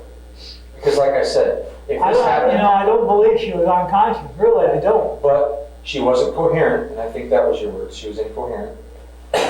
So, without playing semantics, she's probably not conscious. You gotta carry her to the truck, she's slumped over, you gotta find a place to put her body, okay?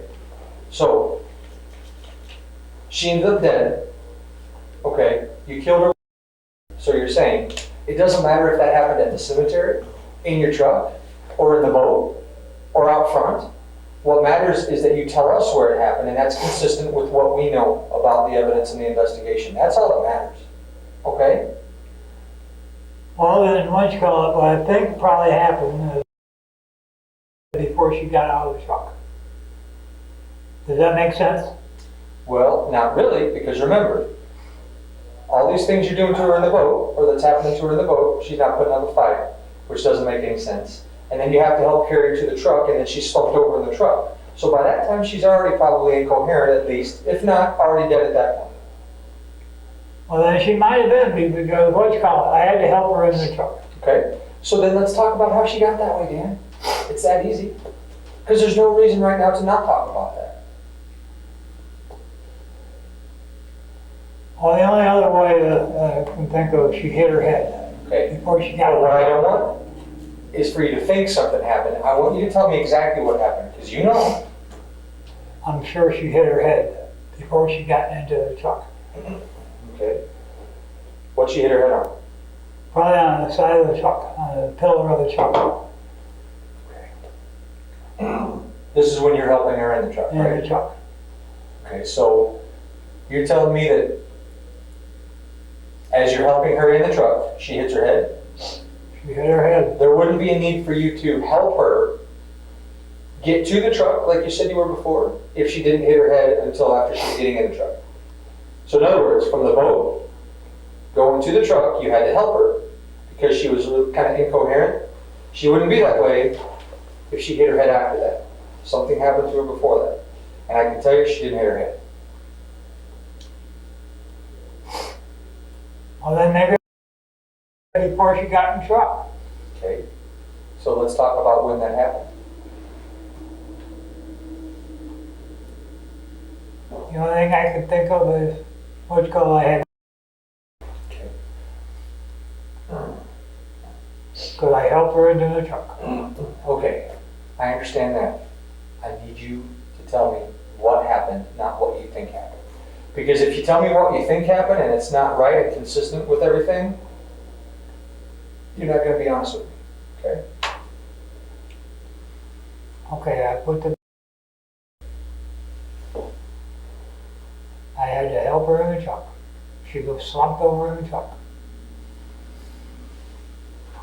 She had, when I got her into the cemetery, took cut the ties, lay her on the ground. She was probably dead by the time I got her in the cemetery. So when did the Before we went to the cemetery. when? No. After I got her out of the boat. Okay, so she's in the boat and I got her out of the boat. Face. And I had to drag her to the truck. tell me about that. How did you? Was she standing on her She was knees? standing up when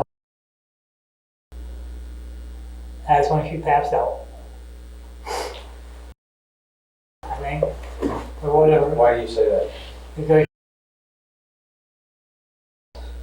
When were her clothes dry? when I had her in the boat, Okay. Is there anything wet in the boat at all? nothing. Okay, was the boat clean or was it dirty? Kind of a mess.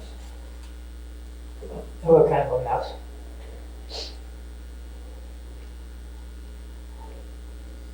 What all, when she's in the boat, okay? What all, let's talk about what happened to her and what you did to her while she's in the boat. I already know what you said. What else did you do at that point? Because we already know some other things were done. So talk about what all did you do, and be honest. I think I mainly, no,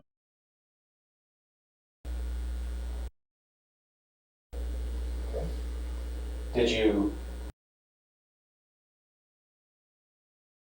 Undone, what'd you do?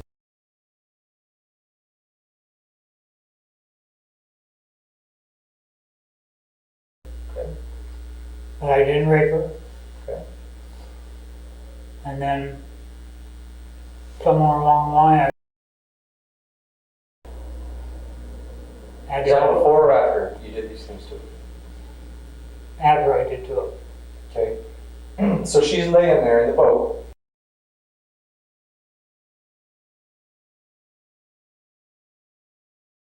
And she's not screaming, yelling, kicking, fighting, She scratching. said, stop, stop. Okay. Was she happy, sad, mad? I don't know if she was happy or what, but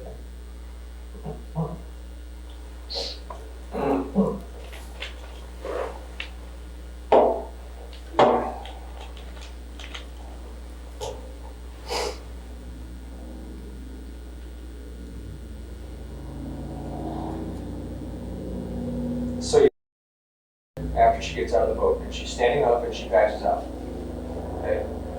What happened next? So right now, you're standing up, she's standing up, and she passes out. What happens? and I dragged her to the truck. Okay. Where's the bag? Where's the bag? Okay. You drug her to the truck. Correct? And then what? Got her in the truck. And the truck, is that really in the same spot that you pointed out there? Mm-hmm. So there's a party going on across the street with the whole football team, you said, and you're dragging a girl that's unconscious out of your garage into the open. Correct. They Okay. couldn't see in that Why? because there was a divider in there and Okay. nobody could see in there.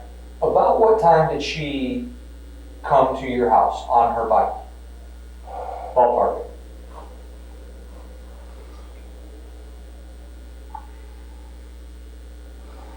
I'm gonna say about 5:30 or so. Okay.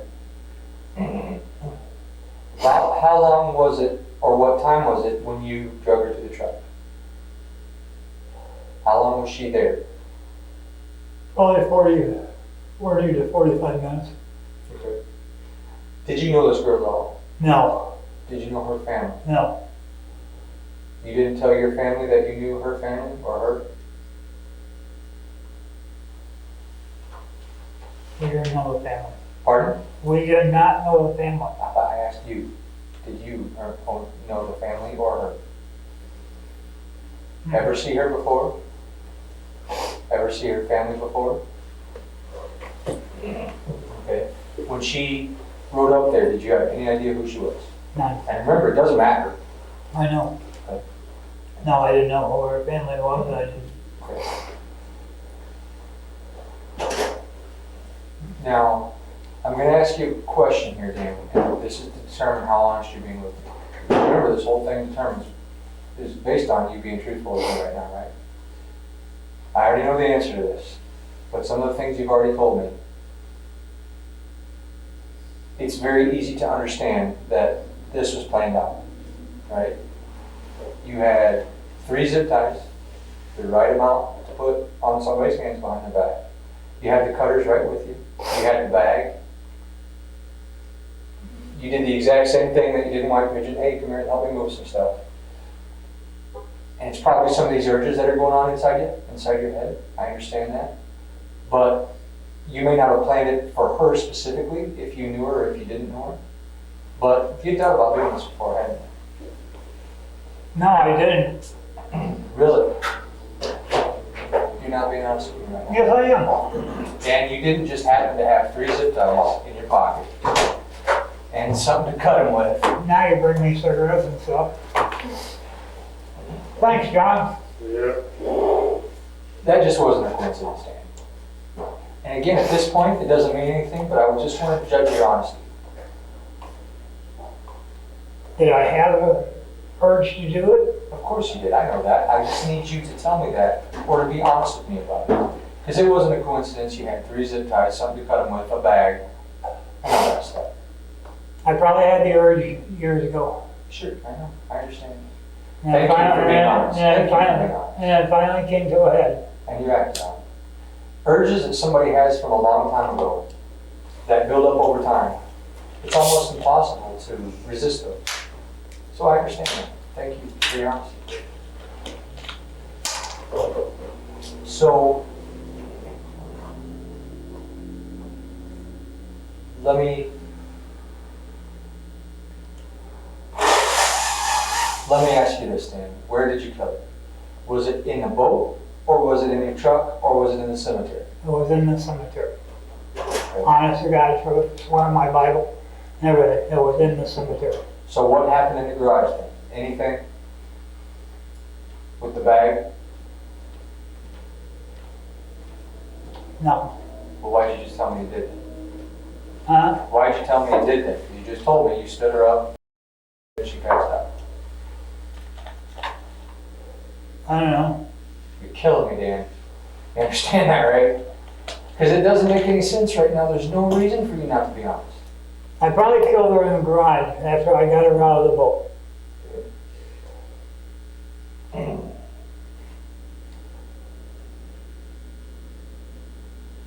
She had to help herself some to get out of the boat. Okay. Because I don't know how much she weighed at the time or nothing like that. I'm not a very big guy, so I couldn't lift up very much. So, Okay. So, just trying to clarify and understand. You just told me you killed her at the cemetery, you swear on your Bible. Then you said you just did it after she got out of the boat. Which is it, Dan? I think I killed her at the house. I don't want to know what you think. I killed her at the house, okay? I killed her at the house When? when I got her out of the boat. Okay. So that's when it happened. Let me take you on a different path here. We went to your house where you lived, in that garage where this allegedly happened. Okay. Upstairs was that little attic, little loft type of thing. Some things up there that we found of yours. Okay. Some zip ties that were cut. Some rope that was cut. A bag with some kid stuff in it. A little jump rope, a SpongeBob remote control. That was all my daughters. Okay. Everything? What about the rope that was tied and then cut? She came from the ceiling and stuff like that. Okay. There were zip ties down in the basement of that house that looked like they had been used and cut off. That was from a repairman. Okay. We came down to repair some electrical work. Okay. Now, remember that everything hinges on you being honest today, right? That stuff that I just mentioned is all up at the lab being tested right now. Is anything of that going to come back with any little girl's DNA on it? Or any others other than your daughter, what you just said? Not that I know. Okay. Every time somebody said that to me, they know. Because it's either a hell no or a, well, not that I know of. So Dan, be honest with me, I am honest. okay? We've got some rope that's cut, we got a sleeping bag, we got a pillowcase with a girl's jump rope, a SpongeBob remote control in there, and a couple other little trinkets. Is any of that going to come back with DNA or any other girl's DNA on it, other than? Shouldn't. Shouldn't. You're right, it shouldn't, but is it? When that lab gives us a report, it's probably going to be next week, what's it going to say? Negative. Okay. Are you sure? Yes. Thank you. You have anything, Brian? Yes. Dan, I want to know that particular day, the day that you encountered, right? What was happening what were you doing when this started? What were you doing before you ever ran into her, before she ever ran into you?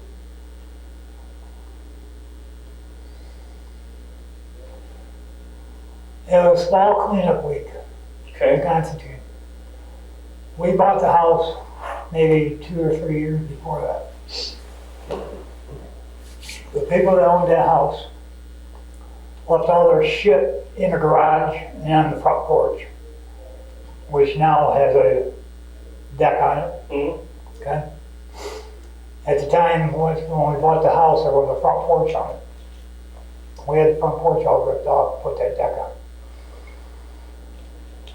There was all kinds of leftover shit that the people left there. I was hauling it all out to the road. Because what you call it, they would come and pick all that shit up, Constantine would, on a fall cleanup week. Mhm. There was all kinds of old paint cans and shit like that. Same way in the basement. I was hauling all that trash out of there because they had left all kinds of trash in the bottom of the house. I got the basement all cleaned out and then I started on the garage. Well, what you call it?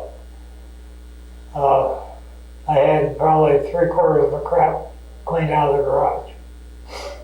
Still with a little bit of shit up in the rafters and stuff. So I got all that out.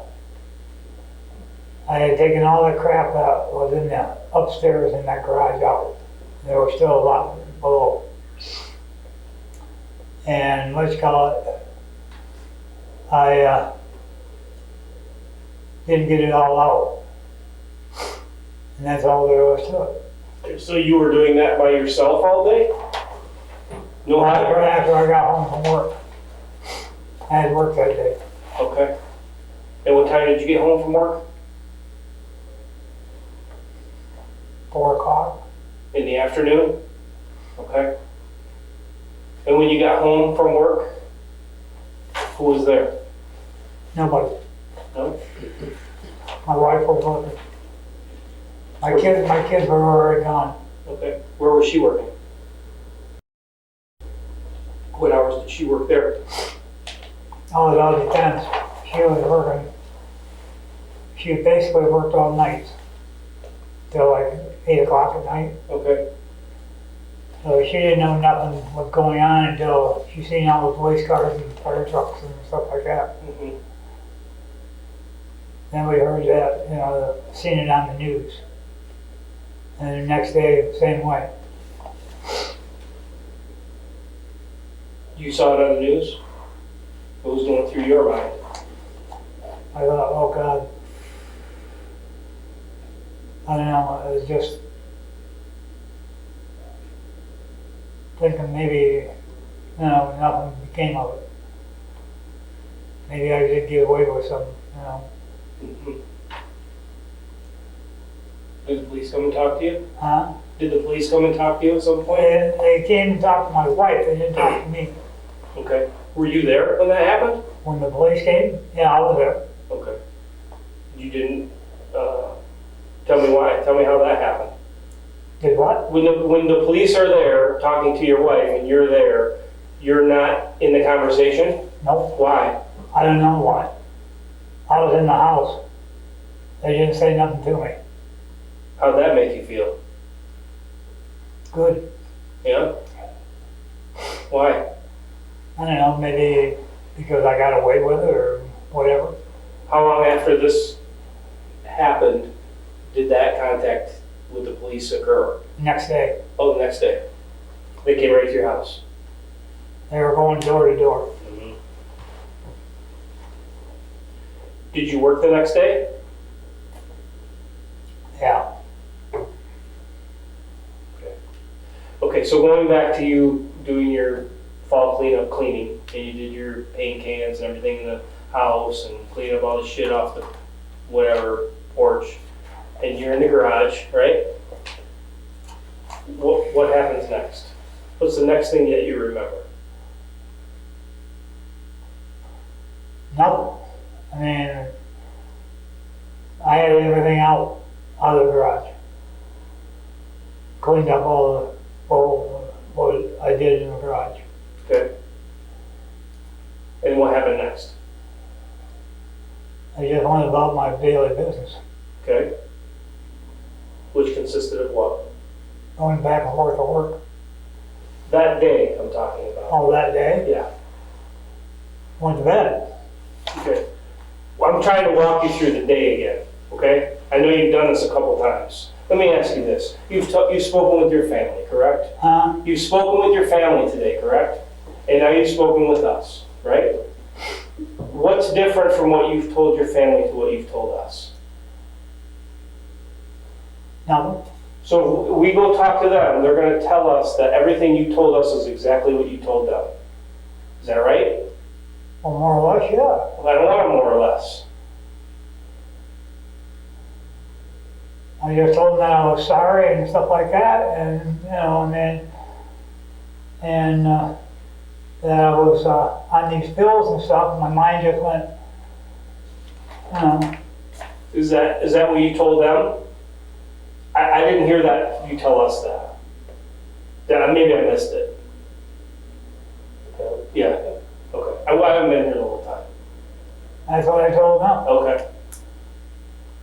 And if it wasn't for my wife telling me to get off smoking these damn things and stuff like that, she tried to get me to quit, I don't know how many different times. Mm-hmm.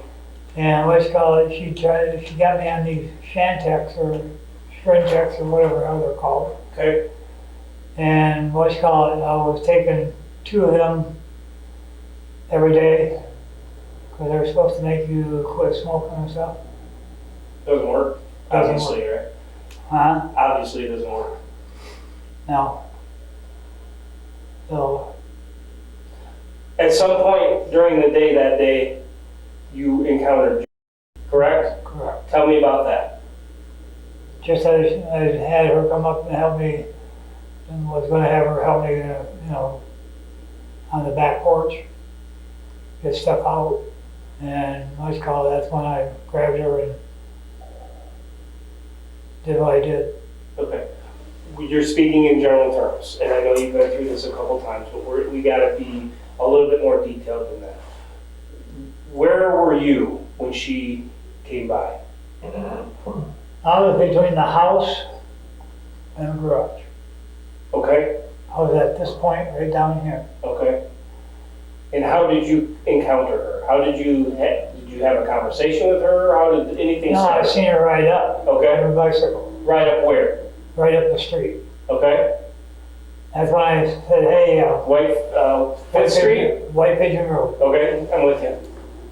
She came around White Pigeon Road. She stopped right here, right in front of my driveway. Okay, That's when she walked up to the garage around this way, in between the house and the garage. why? Why did she do that? I have no idea. Just because I asked her to come up there and help me. Okay, that's what we're getting at. Is that why she came into your, what did you say to her? I said, hey, young lady, so will you help me for a minute? She said, sure. So she came up to the house, came in between the house and the garage.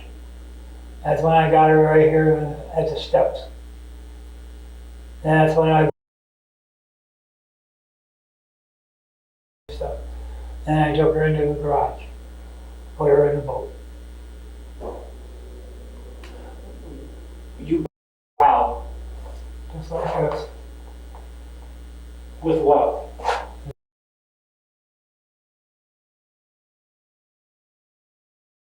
Together?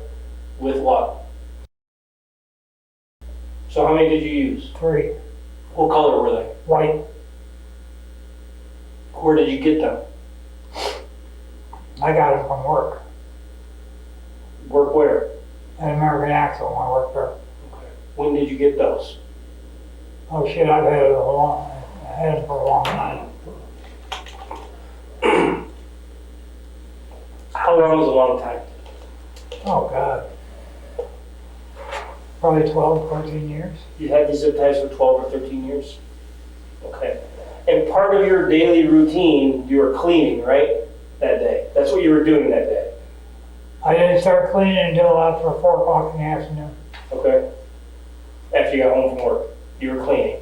So you really hadn't, how much time have you been cleaning, doing this stuff? Probably 2 days. Okay, that day, how long? Before you arrived? Maybe an hour. Okay, about an hour. What else were you doing besides moving stuff to the road? Nothing. Okay. What requirement would it have been for you to have zip ties in your possession to do those tasks?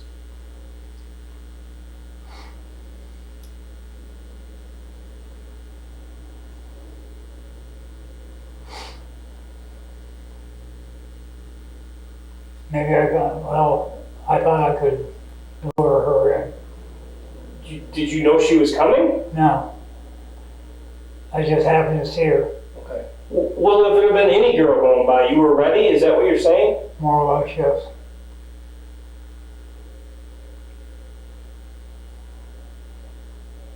Were you hoping that someone would come by?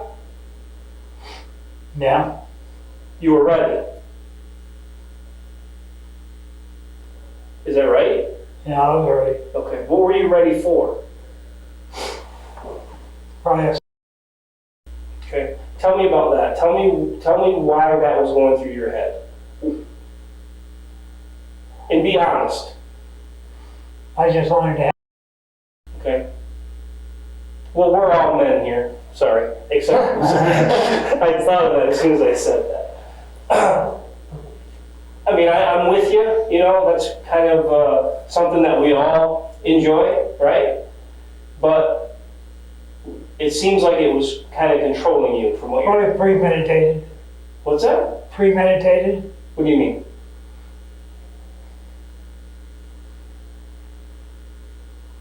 Well, it's probably gonna, first thing that came along. I didn't know what, you know. Why were those feelings so strong?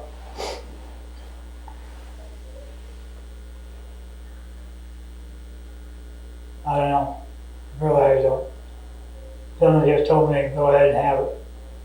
You know, Say that again? just go ahead and have it.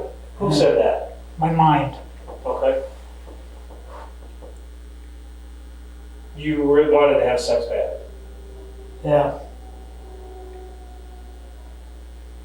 How were things with your wife? I Okay. Sounds like you were working in the day and she was working in the night type thing? Not seeing her very much? How long had that been going on? 8 years. 8 years. No. Nope. Mhm. And on November 8th, 2007, you just couldn't take it anymore? Mm-hmm. That's not the first day either, is it?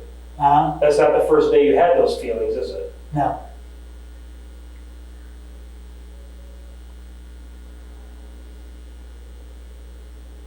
What was different about this day? I don't know. Something just boggled my mind. Just out of the blue, I thought, you know. So, When did you obtain the zip ties? oh shit, over the years. Okay, that day. When did you put them have them in your grasp? Are you just walking around with zip ties waiting for a girl to, I don't understand, help me understand.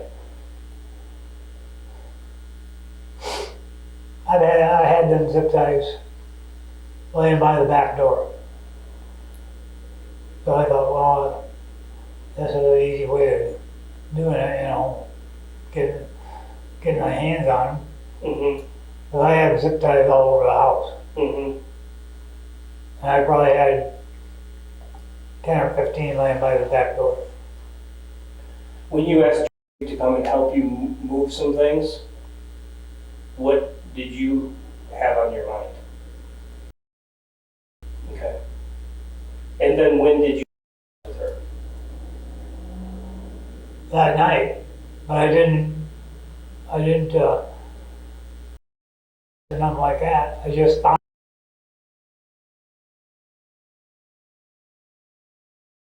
Okay. What did her look like? that I couldn't tell you. You know?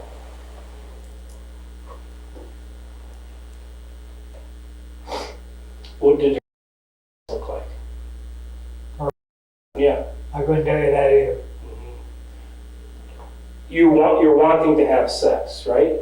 Just tell me what it is you mean when you say that. What is sex to you? Are you talking about, what are you talking about? I thought about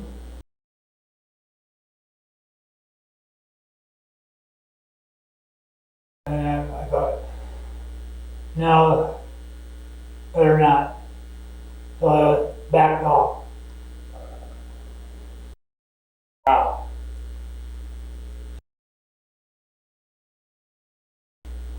Understand that everybody's definition of that is a little bit different, right? You know, is it with, okay, that's your definition of what? Okay, and that's what was on your mind, and that's what you were ready to do, you snapped, and you didn't do that? No, I backed off. Because why? Something just happened in my mind to just think, oh God, what did I do here? Mm-hmm. At what point did that go off in your mind? What was happening at the exact moment that you suddenly realized that you needed to back off? After I got her out of the boat. Okay. Okay. So we haven't got to the boat yet. We went ahead a little bit. You lured her in there. You told her you wanted to have her help you with something, and you said you had the zip ties. They were white, sitting on your back porch.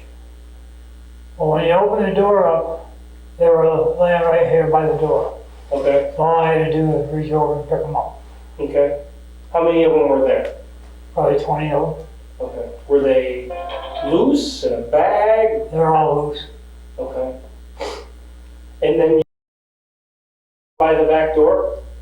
And what conversation or what types of things were happening right then between you and her? What was she doing? What were you doing?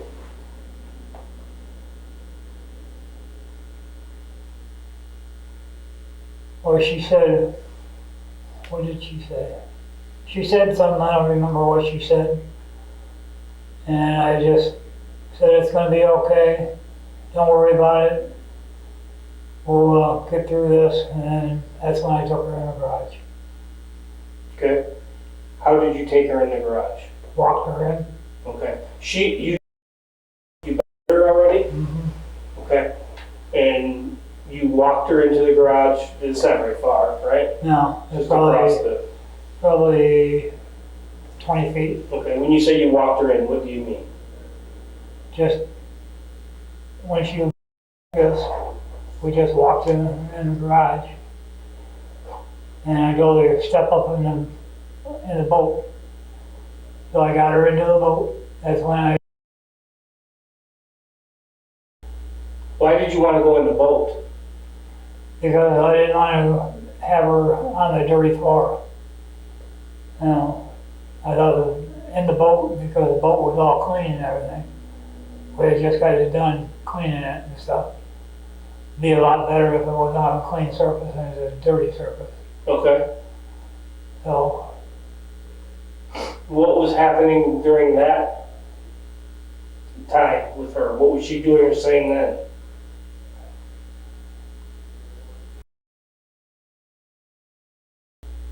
Tell me how you know that. because she said, in a little while.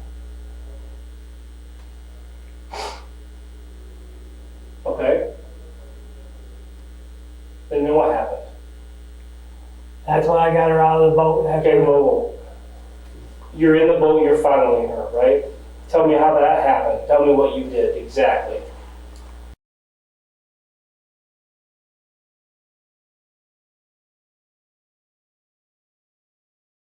I thought, what am I doing here, you know? So I got her back out of the boat. And that's when I probably, Why did you do that, Dan? I have no idea. Well, looking back on it now, what do you But think? she said, if I let you go, the first thing you're gonna do is run and tell the police and stuff like that. So, so What was going through your mind? I thought, oh God, what did I do here?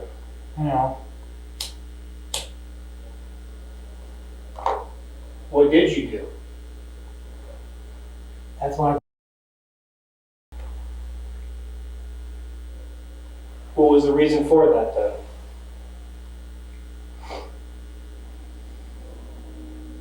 Probably to get, not probably, to get rid of her. To kill her, you mean?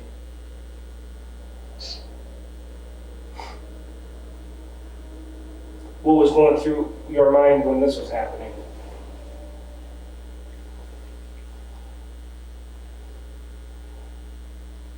In this, listen, I just was wondering, what can I do here? What did I do here? did you ever cry about this, David? Huh? Did you ever cry about this? Oh, I cry about it a lot. Tell me about those feelings.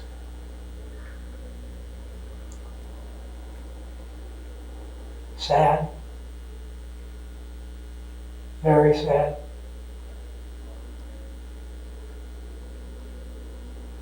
Now I'm also ashamed of myself. Ashamed I did this to my family. But now it's all coming out. It's taking a burden off me. Yeah, how do you feel about that? I'm kind of glad of it. Did you ever think this day would come? No. You never thought about it? I didn't think about it until I got what was going to do to me.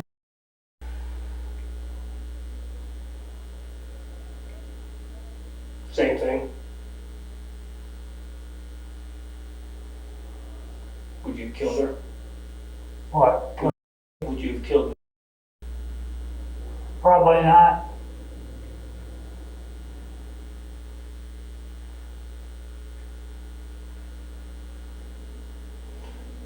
Going back to the boat, you're in the boat, you realize what you did was wrong, you put the you said, right?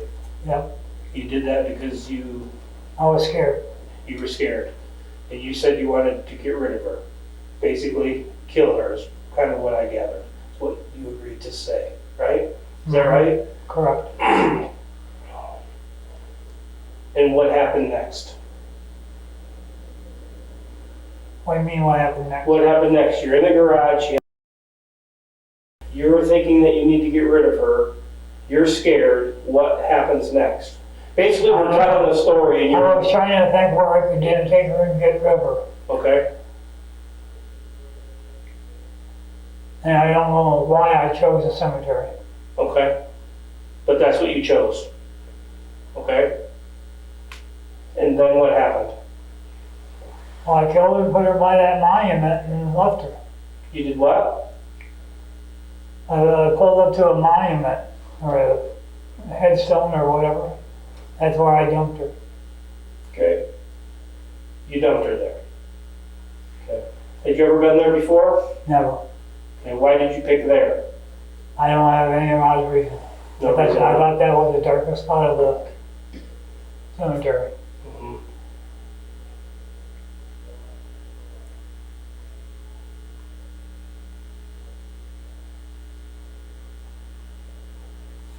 What time was that? You know, listen, it's a long time ago, right? All right. So I know that you can't tell me precisely what time it was, but let's start with just by saying, was it dark or light It outside? was dark. Oh yeah? Okay, Rainy, dark night. okay, rainy, dark night? Okay. So she got to your house shortly, 45 minutes, you said, after you got home from work, right? Would you get home from work at 4 o'clock or you get out at 4? A little after 4. Okay. So you did a little bit of work for 45 minutes to an hour, so you're saying around 5 o'clock or so, she shows up. She's there for about 45 minutes or so. So we're going on 6. Oh, 6, Okay. a little after 6. Okay, does that sound right? Is that the time frame that you're? That's what I'm thinking it was. Okay. What did you do after you dumped her? Went home, Okay, what'd you do? got rid of all my clothes, got rid of the bag, got rid of the wire ties, threw them all in the trash, put them in another garbage bag, threw them in the trash. Then I cleaned the truck after that. That night? Mm-hmm. Wiped out where she was at, where I, in the truck. How'd you do that? What'd you do that with? With, I forget what kind of chemical it was. And, the seats, I cleaned the seats with, shampoo.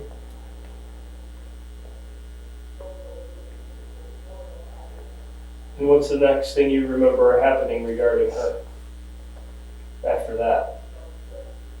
The only thing I can remember then is, what you call it, that my wife got home from work and we went to bed.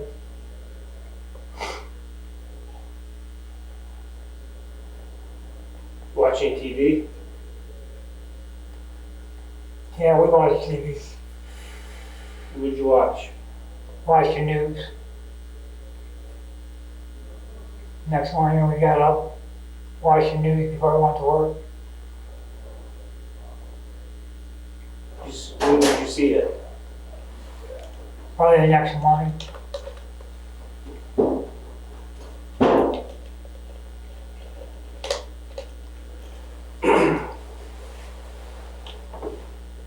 When you took her to the cemetery and dumped her, you took her in your truck, you said? Your 93 GMC 1500? 97? GMC 1500, what color was that? A real deep burgundy. Deep burgundy? Where is that truck now? If I'm not mistaken, it's in Minnesota somewhere. Sold it? The person who purchased it is in Minnesota? Don't ask me his name because I couldn't tell you. And when did you sell it? A couple years after this happened. How did that come? Did you just put it in the paper or Put a for sale sign on it in the front yard in Constantine or in White Pigeon? in Constantine. Okay. And somebody came by, made you an offer, so you sold it to him, he lived in Minnesota. He also bought the awning that was in front of the garage. Okay. That was a carport in Okay. front of the garage. Would you have a for sale sign on that too? Well, he asked me about it. I said, if you come up with $800, you could have it. Mm-hmm. How did he, do you even know how he came to be in Constantine? He lived down the street. He used to haul stuff back and forth from Michigan to Minnesota. You said South Dakota earlier today. Uh-huh. You said South Dakota earlier today. Was it South Dakota? Well, it's Minot, whatever, where Minot is. It might have been Minnesota, South Dakota, I don't know, he said, you know. Okay. So anyway, whoever you sold the truck to, you sold it to a couple years later and never paid any attention to it after that. For all you know, you can still have it or you don't know. It was in pretty rough shape when I sold it to him.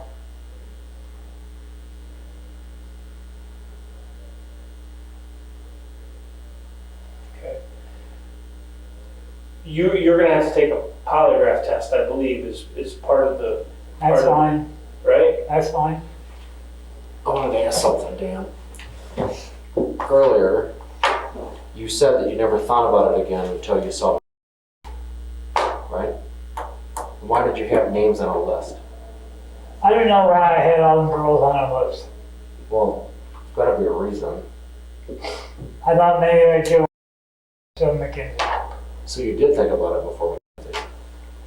somewhat, yeah. Enough to make a list. There are no boys on the list. I don't know why I chose over the other girls. And you worked on that list for a couple months? Yeah, it was just before I got. So earlier you talked about overwhelming feelings. You must have had that same overwhelming feeling in May and June to make a list. Yeah, What about the year before that? no, Why not? I don't know.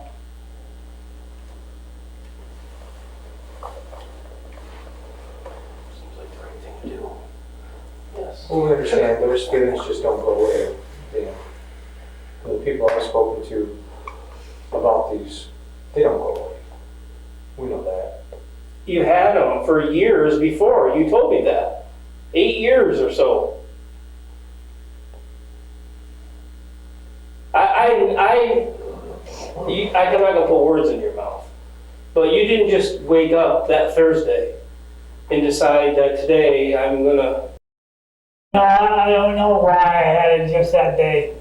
You didn't, Dan. You've had it before, and you've done it before.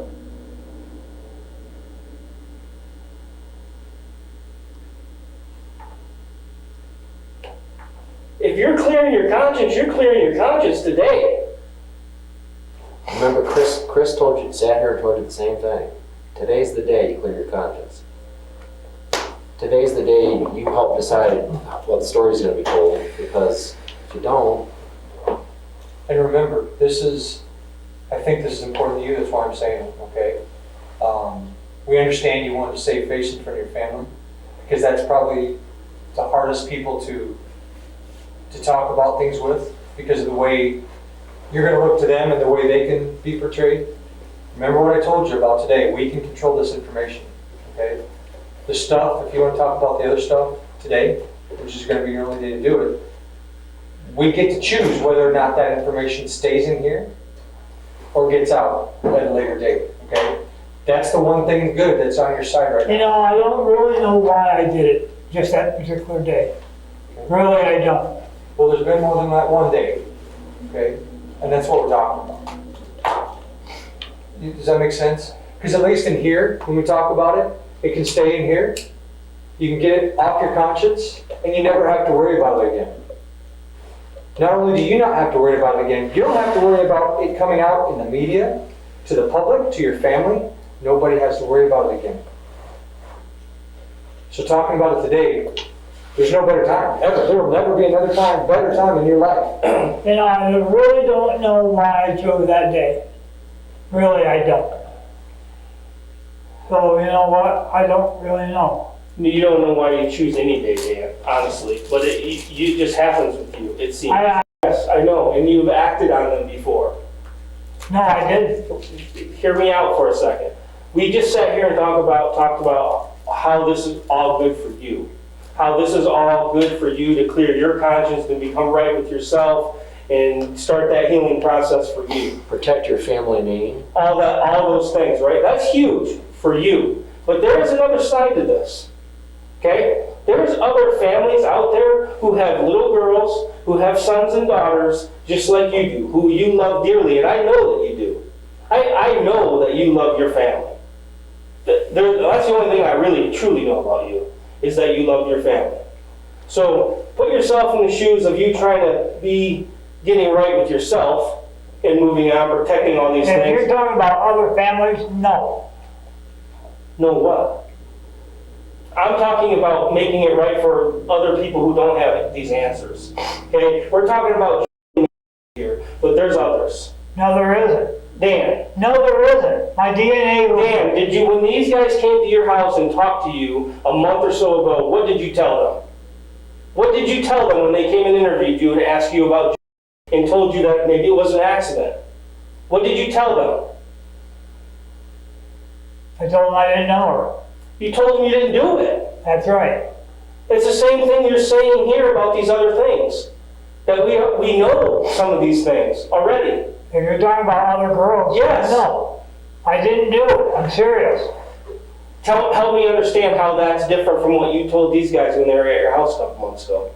It's the same thing you told them then, you adamantly denied it. That's right, I'm denying it now. As far as all them other ones, no, I didn't do it to them. And that's the honest God truth. That's the same honest to God truth you said when we were talking about earlier, at your house, at your son's house. Well, I'm telling you, I didn't do it to them. How many exchange students you have at your house? 19, How many of them are female? 12, How many of them did you have urges for? none. Explain to me this. How is this possible? I don't know. I thought about having sex with one of them, but I didn't have it. Because what you call it, they go back to the international people and say he had sex with me or whatever. You could just kill her.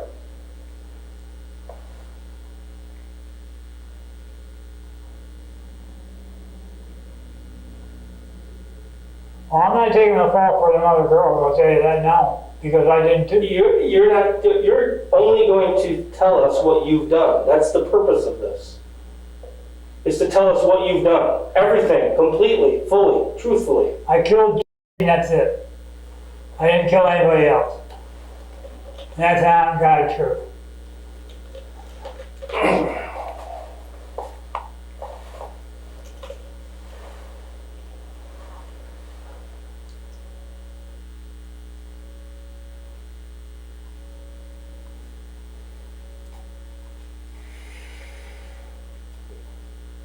How do I believe that?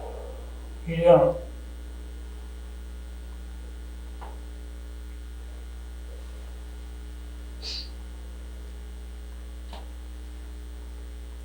When you put in the cemetery, when you dumped her there, as you said, where in the cemetery did you put her? Like a great big monument that was in there. Okay. How did you drive into the cemetery? I drove into the cemetery. Okay, it was dark, you said. Yep. Okay. Were your lights on? I shut the lights off You did. Where'd you shut them off in the cemetery. at? Why? That way I could dump her body and just leave her right there and take off. Because there wasn't an existing road right there that led out to Florence Road. How's your eyesight, Dan? How's my eyesight? Good. Is it?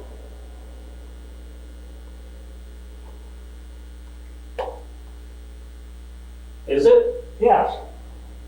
You struggling with reading at the gym? Reading that book I had trouble with because the print was so bad. So you just have a hard time reading? Uh, You can see far away? I see far away, yes. Okay. Did you have any trouble seeing when you're in the cemetery? With your lights off? No. Did you stay on the roads? Stay on the road. Okay. And she was in the passenger seat of your truck, Correct. and you were driving. And who else was in there? Nobody. How did you get her out? Pulled her out of the truck. From which side? Passenger side. Okay, describe that for me. Tell me how that happened. You got out of the truck, walked over to the passenger side, go from there. I ran around the passenger side. Okay? Put my arms underneath her headlight on mine, shoulder right here, and I just pulled her out. Okay? Right there beside the truck? Right beside the truck. Probably 7, 8 feet out off the road. Is she on the road? She wasn't on the road. I made sure of that. Why? In case somebody rolled up there and ran over her. Why did she die? Why she died? Because of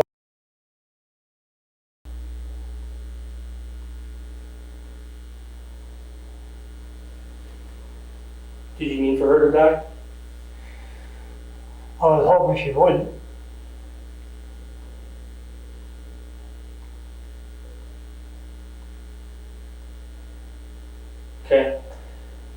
And then her bike, They just took out of the back of the truck and laid it by her, up in front of her. kind of bike was it? I don't know what kind of bike it was. With 10 speed? No, it was a regular bike, It was what? just a regular bike. Color? Couldn't tell you that. Where was the bike when you were doing what you were doing to her in the boat? Out by the road.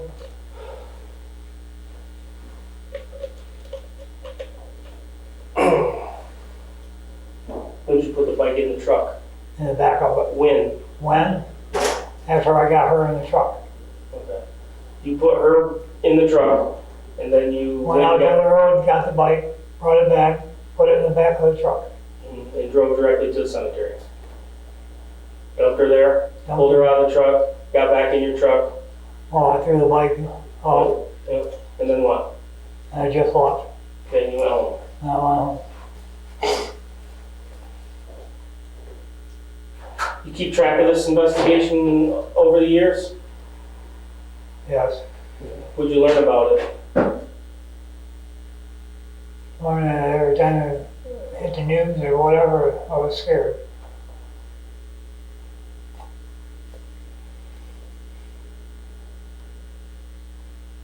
When did you move out of Constantine?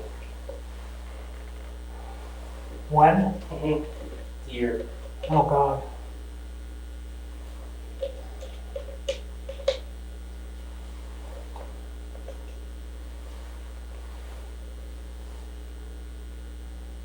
Either 2011 or 2012, And why did you move? because what you call the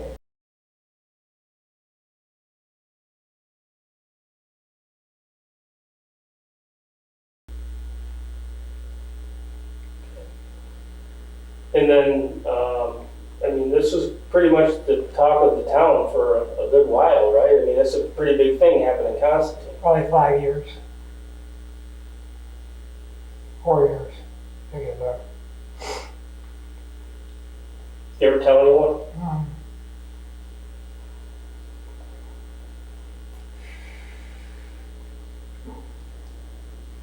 You ever think about telling anyone? No.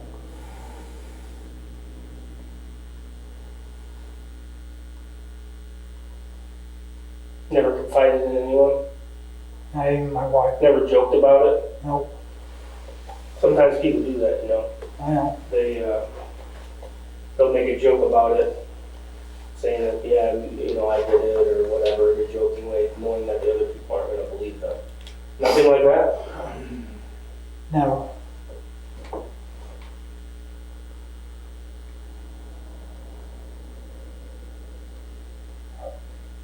What was on the floor of that bowl? Was it fiberglass? Was it carpeted? Was it, what It was was carpeted. it? It was carpeted? Kind of carpet. Whatever comes in a boat. Okay. Color? I couldn't tell you what color it was. Your boat? Not mine. Whose boat? My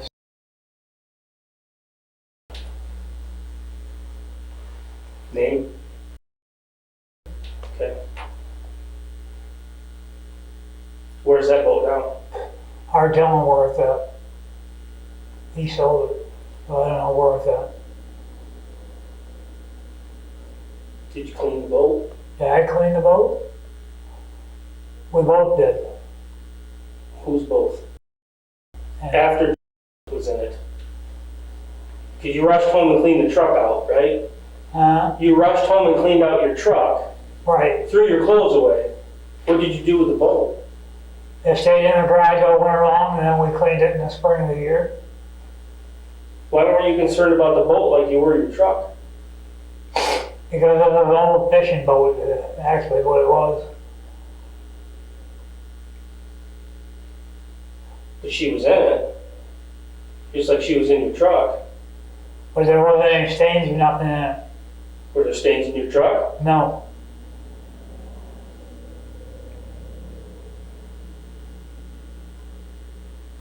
Did you get injured at all during this? Not that I know of. Did she bite you? Nope. She fight? But Was she fighting you? no, she wasn't fighting me.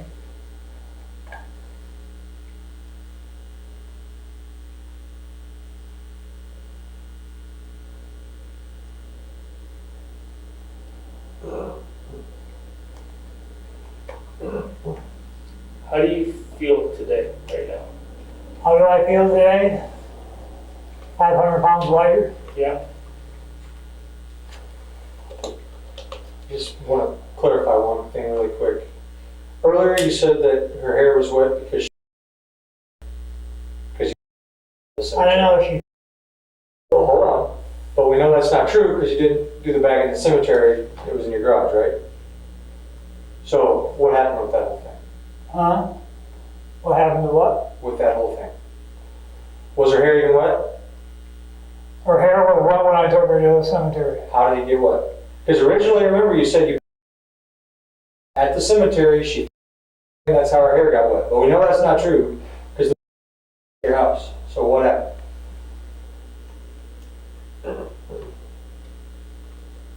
Well, after whatever, I took the bag and threw it off to the side When did she? after I got her out of the boat.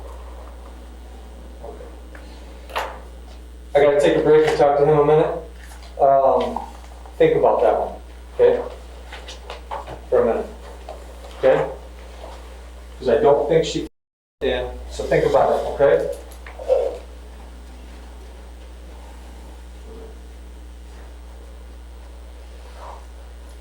They're made in Mexico, labeled back here in the United States.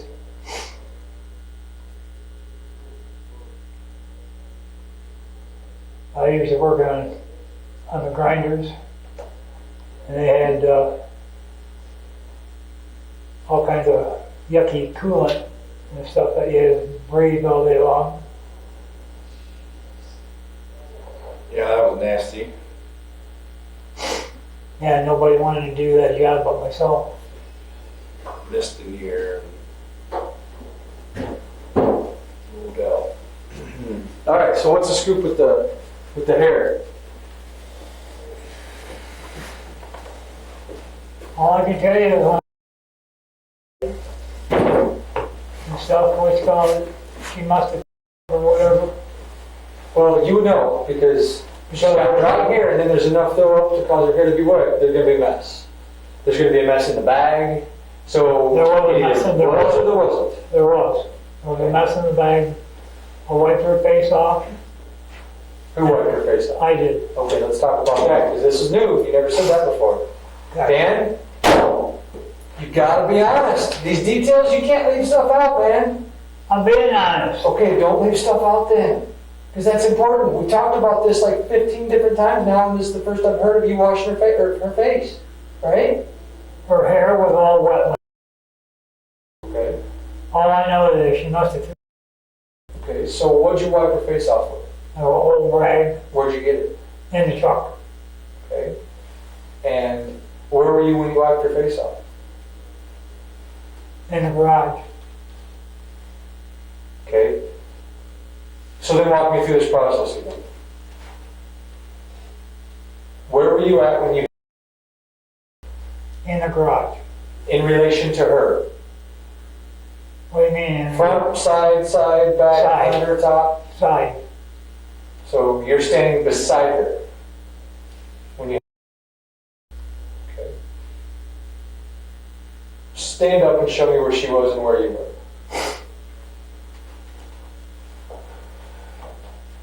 I picked her up, brought her over the side of the boat. Okay. And when I got her out of the boat, she laid her head up against my shoulder. Okay. That's when I, Okay. So it was already right. on the side, Okay. So side of the boat. you just said you, but now you said you. When you got out of the boat, she had. Yes or no? Yes, Okay. So you in the boat. in the boat. Okay.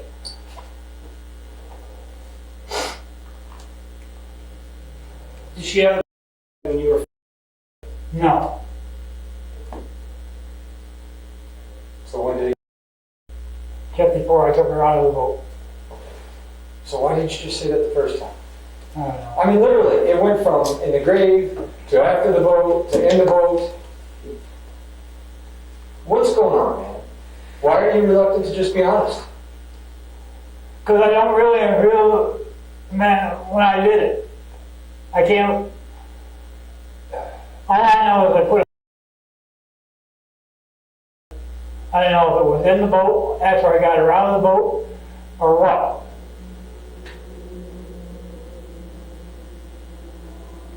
Tell me what happened when you. She started, or whatever, and then, let's go, What do you mean? huh, Help me understand. Okay. right? And she made it Okay. like she was, whatever, Okay. so I just, Okay. and I took her to the truck. And then, let's go, when I got her in the truck, and she was already dead. Okay. Got her to the, Hang on, let me back you up. I know what I said the first time. Well, not only that, but just a second ago, you said you wiped off her face in the garage. You had to go to the truck, get a rag, go back to the garage, wipe her face off. I had it right. Now you just said you had in the truck. Somewhere in between, I either had her put before I got her in the truck, or when you got to the cemetery, wiped her face off and dumped her. Okay. Dan, you're saying you're driving down the road to the cemetery with a dead body in your car, in your truck? Yes. Is that right? Correct. Okay. Did you come across anybody on the way? Nobody. I went directly from my house to the cemetery. Okay. And you dumped her there. And you got out of there. And you went back home, right? Right. Okay. How many times have you been back there since? Back where? To where you dumped her? I haven't. Never? No. Are you sorry for what happened? Yes, I am. Very sorry. How do you express that? While you're trying to be secret about everything and trying to keep your own self-preservation and not get caught, right? Right. How are you expressing any of this sorrow that you're saying you're having? I don't know. Really, I don't. I have a gut feeling, every time I went past that cemetery. You can't do it? Can't go there? Nope. Did you go visit any of the vigils or anything like that? No. Why? Just a reminder A reminder of what? that I killed it. It's not a good feeling, right? No. It's not easy to talk about, is it? No. We're past that now, aren't we? Yes. Okay. It feels better, right? 500 times better, I think you said. Right? Right. You can feel better than that. Huh? You can feel better than 500 times better. Okay? You have more skeletons in your closet than you have told us. We all know this already. No, I don't. Listen to me. Listen to me a second, okay? I don't know how many people you've killed in your life. I don't know. There are people who have killed countless people, hundreds of people. There are people who have killed 5 or 6. I don't know where in that range you fit. I don't have all those details. But you can fill us in on those, because this is your chance today to do that. She's the only one I killed. Okay. I believe that what you're telling me you think is true. It is true. I believe that what you're saying you think in your mind is true. But I'm not 100% convinced that it is. You didn't just decide Okay, maybe it is. I'll give you the benefit of the doubt. And I'll say that's the only person that you killed. But you didn't just wake up that day and have an urge to fondle or rape or have sex with, whatever word you want to use, with the girl. It didn't happen. Yes, it did. Not just that day. It's happened before. No, it hasn't. Yes, it has. No, it has not. You said yourself you've had those feelings before. That's right. But I've never killed anybody before. I'm not saying that, but you've had those feelings before and you've acted on those feelings before. There are other girls out there that you have fondled or that you No, have... there isn't. Dan, No, there is not. how can we be sure of that? I don't believe that. You don't, but I'm telling you the truth. Dan, he's got something to show you. Something that you can't argue with, okay? When Brian said, we know you have, Dan, he's right. No, he isn't. That ain't me. Are you kidding me? I don't care what that looks like.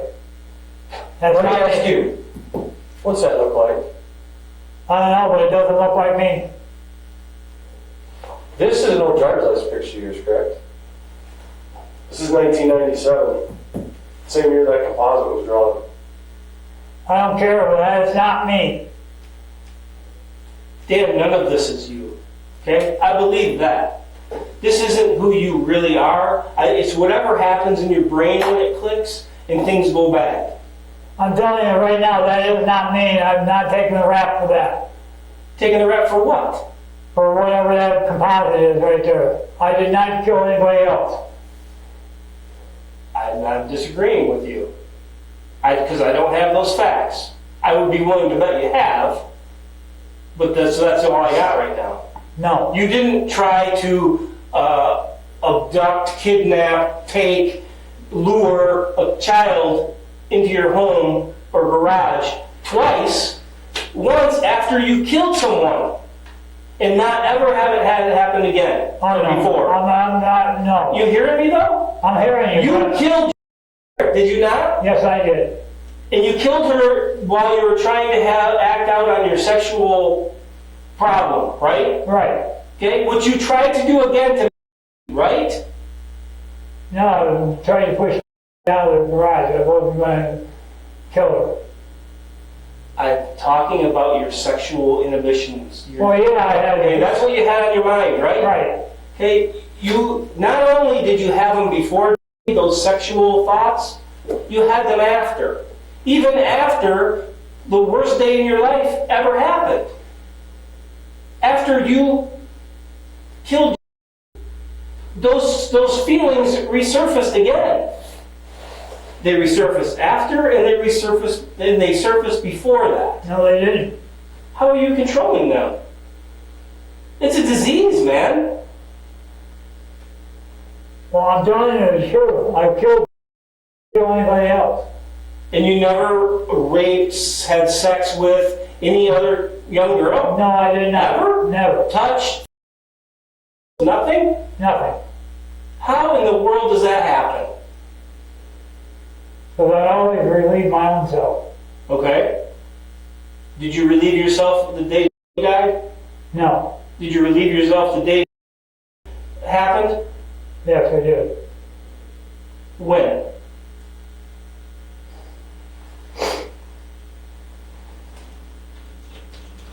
Probably a couple days afterwards. Do you expect all of us to believe that you never ever had these feelings in your head of wanting to have sex so bad with somebody that you kind of laid in wait, waiting for somebody to come by, anybody, so that you could lure them into you, and that it's only happened twice? You honestly expect us to believe that? I don't know what you guys believe, but I only had sexual desires with. That's it. Why did you have those? I don't know why. The only reason you're saying this is because you got One caught in reason this. I got hooked on some pills. Okay. When did you start taking those pills? Probably about a year or a year before. You told me earlier when we were talking that you had had these thoughts like 8 years prior. Did you not? Yes, but I never acted on. I can't believe you. I don't care what you believe. Dan, let me give you a little insight real quick. Part of what's happening here is when you have these, and you're not the only one, by any means, trust me, if you have these urges, you can't control them. Literally, they control you. That's evident. Because let's hypothetically say it was the very first one, which none of us here believe that, but let's say that. I don't care what you Okay, believe. just listen, let me finish. So this whole thing happened and occurred because you couldn't control those urges. Your mind, when you get these urges, your body takes over. Because it's like he said, we believe this. You're a decent guy, that's not you, but these urges take over. So the worst thing that ever happened to you happened that day, right? These urges are so strong and they have a hold of you so much that this happened with again after the worst day of your life. You would think if you could control those, that this would never even cross your mind again after what happened then, because guess what? You got away with murder. And you don't ever want to take that chance again because it doesn't happen twice, right? But those urges were so strong, they controlled you, that you did it again. So we understand that it's not something you can control. That's a deep-seated urge that comes from way back in the back of your brain, Dan. That's where that stems from.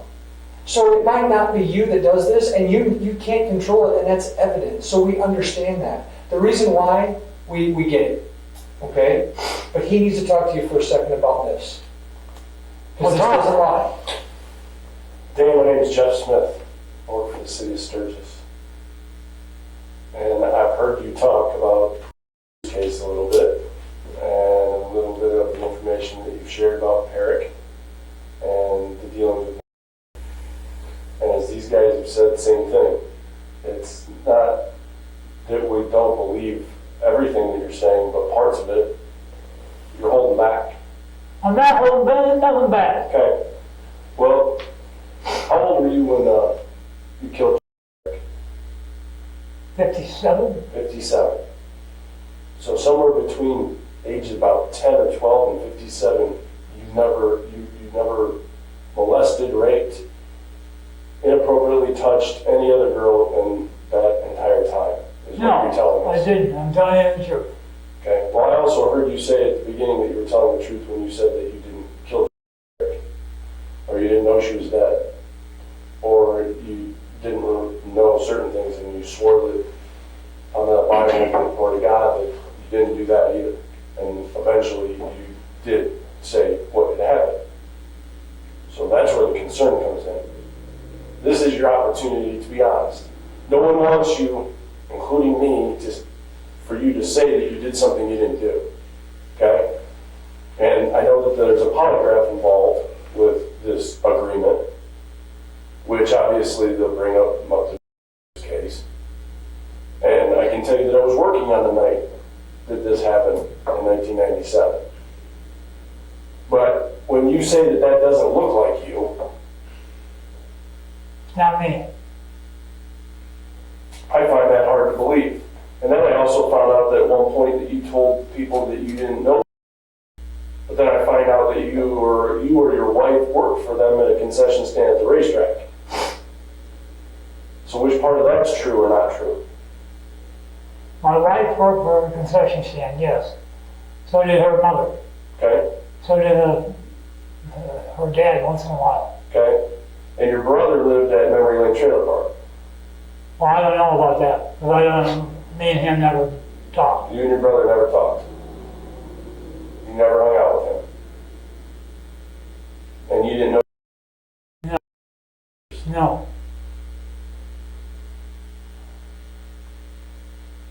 And you were never in Sturgis and had anything to do with the disappearance. No. So this, along with other evidence, things like that, would just be coincidental. I don't know about that, but I don't know nothing about Sturgisville. And that's the honest God truth. I know, I've heard you say that several times today. And then as you've talked and they've talked and talked more, you decided to become more honest. But I really don't want to sit here for 2 hours rehashing over this entire case for you to tell me whether or not you were involved or not. I know right now on that Bible and any other Bible, I'm not involved in it. Okay? Doesn't that Bible say thou shalt not kill? Yes, it does. So how do I know you're not lying to me? I'm not lying to you. What kind of car did you have in 1997? Besides the Camaro. And an old Cutlass. What color? Right. So that matches the description that goes along with that person. But I owned that car for a couple months. Probably in the fall. Huh? Probably in the fall. That's when I got my new Camaro. Same time frame, same vehicle. I'm sorry to tell you that I didn't do it. And the polygraph's going to show that? Yes, I will. Okay. I mean, I can't really argue back and forth with you. I just, I think I believe you a little bit more, or maybe I will after a polygraph. I would have believed you a little bit more if you had told these guys that, yeah, you know, between the time that I was in my adolescence, young adults, to the time I was 57, I accidentally there, I touched this girl or I did this, because you went from 0 to 60 all of a sudden with Jodi Parrack. And in 20 years of law enforcement, I've never seen anybody go from 0 to killing somebody like that. I'm sorry to tell you, but I don't know anything about that. Okay. You can believe me if you want to, if not, that's fine too, but what's called, I know damn well I didn't do it. Okay. Like I said, I can't argue. I can just tell you the vehicle and that look a lot like you.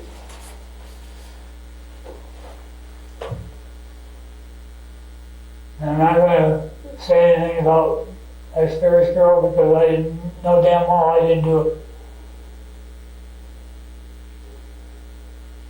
Dan, what's your biggest fear about being honest today?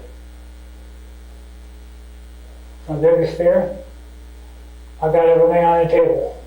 What do you worry about the most about telling the truth? I'm telling the truth. You gotta believe me. Dan, listen, first of all, to this point, you went from after the boat. Now you just, the last thing you told me in the boat. Your story just changed 3 times. That means 2 of them aren't true. Go ahead, Ryan. I want to know the truth from you, that's all. About all of it. I'll tell you the truth. What's called, I killed, okay? Yes? As far as I don't remember when I put it on. If it was in the boat, out of the boat, when it was. I can't remember that time frame. That's important stuff, though, you know? It's important for us to know. I can tell you I killed her, okay? Well, that just doesn't work by itself. That's why this whole thing is happening. That's why you're in here talking to us, okay? Let me just tell you this. I know for a fact that your DNA is all over her. I know that. That's what brought us to your house, right? There's no such sugarcoating this. We know that, right? So that's a no-brainer, Right, right? right. But we don't know how it got there. We don't know what was happening. So we have to match what you're saying with the case facts that we know. We just can't have you come in here and say, I killed her, and then that's good. We got to know the facts. And they got to match what we know. Like I said, I don't know if I in the boat, out of the boat, when I did it. Was she dead at your house? I think so. Okay. That's why you had to take her away from there, right? Right. When you left her in the cemetery, did you expect her to wake up and walk home? No. You killed her at your house. Yes, I did. You know that, right? Right. Why didn't you just say that from the beginning instead of tap dancing around where it happened at? What does it even matter?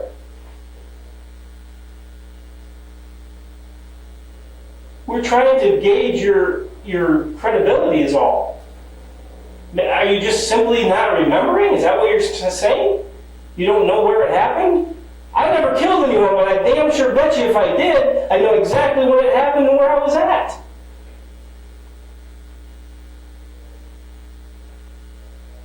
I killed her at my house, In the boat? in the boat. Is that right? Yes. What makes you say that now?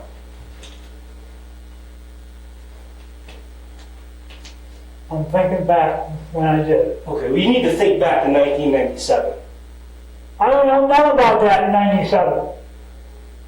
Listen, Dan, it doesn't matter. Just like I just told you. Yes, it does matter because I didn't kill her. You need to think back all the way and get it all out here right now. I am. I told you I killed her, and that's it. Okay, so you didn't kill her. What'd you do with her? I didn't do nothing with her. You just emphatically told them that you didn't kill her.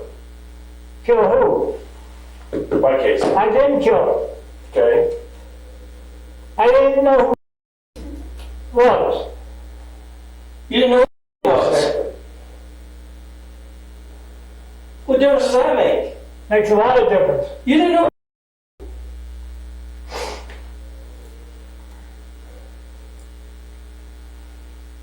You guys believe what you think, but I didn't kill that girl right there, and I don't know where she's at. I know I killed. And you did it.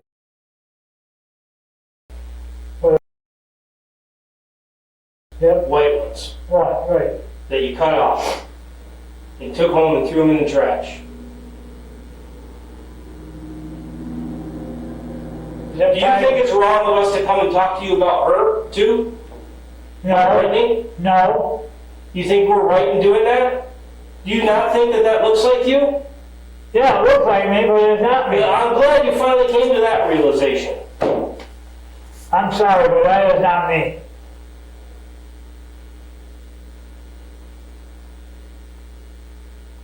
Believe what you want to believe, but I'm not taking a rap for that. Let me tell you this, Dan, and this is brutally honest. Look at me. The polygraph that you're going to take is going to undoubtedly confirm or deny all of what you're telling us. That's fine, give it to me Okay. now. Okay, it's coming. Okay? You can't have anything in your closet, any skeletons in there that you're hiding or you're holding back on. Okay? Because whether it's or 16 other girls, if it's in here, it's going to flunk you on the test. I know, you Okay. usually do funk a polygraph test. If you lie, And I'm not gonna lie about it. well, they're only going to be able to ask you about certain things. And it's probably going to be that. What am I asking? Okay? Listen to me. You need to listen to me for a second. This is an important day for you. If you don't come clean with everything that's in there, right now, it'll screw you up on. You hear me? I hear you. Okay, so what else do you have that you're worried about us finding out about outside of her? Nothing. Nothing at all. So you're going to pass. You have never told a lie in your life. You've never made contact with any young girl or molested a girl or anything like that that's going to come back to haunt you No. and make you look guilty in this. Nothing. Nothing. But we're right back to where we started. Which is, I've never seen that either. I've never ever seen a man, and we've all been around here for a good while, to know that these things progress over years. Okay? It may be a fondling here, it may be a fingering here, it may be intercourse here, and then boom, someone's dead. That's how things go. Well, like I said, I'm not taking a rap for that. Because I didn't do anything to You're not going to be. take the rap for anything you didn't do. I'm having a hard time believing you did. That's pretty damning right there. That's your face, man. That's your car description. And lo and behold, it's exactly what you did.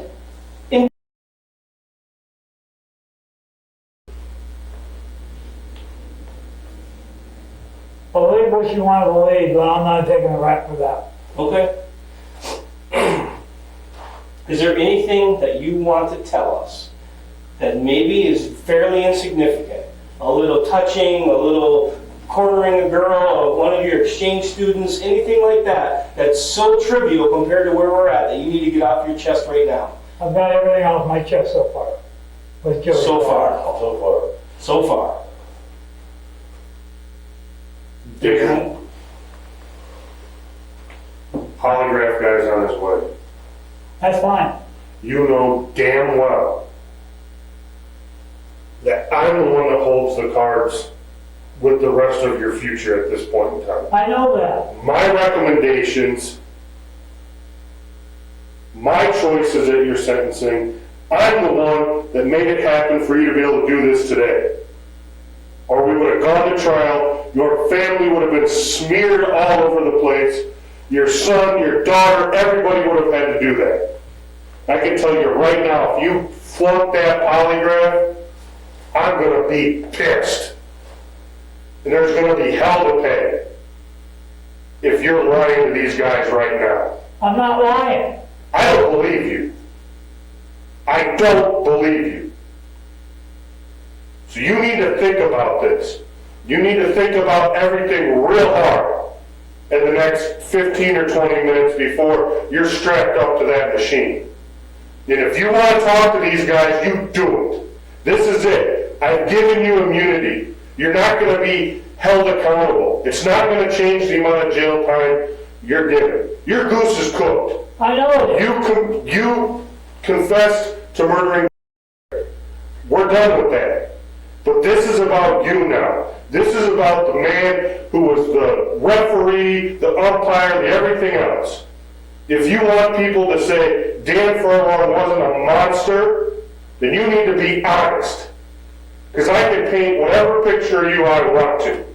And I'm going to be the one that has to talk to the press, one way or another. So you do the right thing today, and I'll do the right thing when I have to.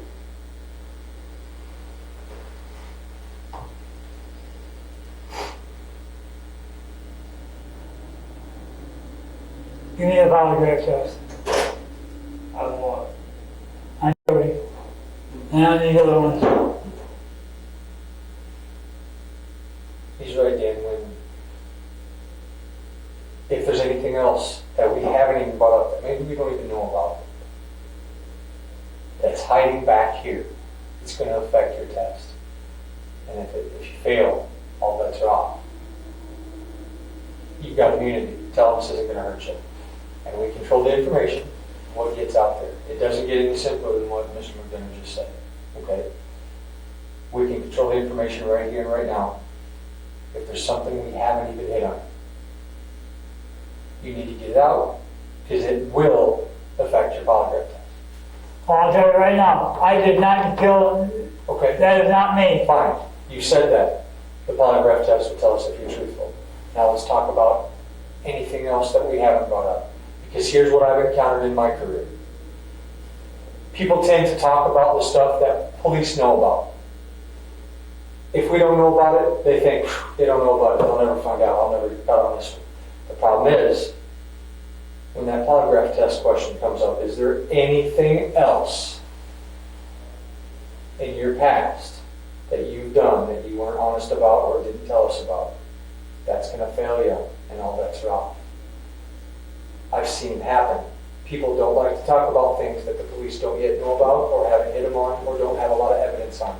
Okay? He's giving you immunity. That doesn't happen. I've seen that one time in my career, Dan. Okay? Take advantage of it. Because if you don't, and if you fail, and if this all gets out, then it will affect your family. And at least if you tell us now, it won't. It's not going to affect my family because that's not me. Okay? Then forget about this one for a minute. Forget about what else? That's it. I told you everything. The thing I don't like, when people say things heatedly, things up here come out, like so far. Dan, it tells me that there is more. People don't just say that on accident. We all three picked up on it just like that. It was like a firework that just went off, Dan. Okay? So when we tell you there's more, we may not know specifics, we might not know names, times, places, but there is more. And if you don't tell us, you're digging your own grave, man. And there's no, literally, there's no other reason not to. There's nothing else. If that's your choice. How many people have you killed in your life? Huh? How many people have you killed in your life? Just How many people have you molested in your life? 40. How many people have you tried to molest in your life? 40. Well, we know about 22, but what's go? You see what I'm saying? And I You see gotta what think. You gotta be thinking in there. Your brain's gotta be working. You love your wife, don't you? Yes, You're embarrassed by what's happened here, aren't you? yes. In fact, you want her to just move on, don't you? For my wife, Mhm. yes. And my kids. To not deal with this anymore, right? Kind of, you'd rather they just forgot about you. They're not going to. They care for you. I'm telling you, that's not me. Listen to me, it's not you. I already agree with you. It isn't you either. That's not the type of guy that anybody who knows you to be. It happens. It happened. For your family's sake, and for these other families' sake, let's just put an end to it. Let's just see what the polygraph says. No, let's just tell the truth. I am telling you the truth. I don't know anything about her or anything else. It's just Jodi. Well, I guess I'm not going to be worse here. I mean, we could do this all day. I want you to put everything in perspective, though. Just like I am. you said. There's a whole lot of fallout that could come from this. It's all about you being honest. I am being honest. I don't know nothing about that. It's not, you didn't know anything about either.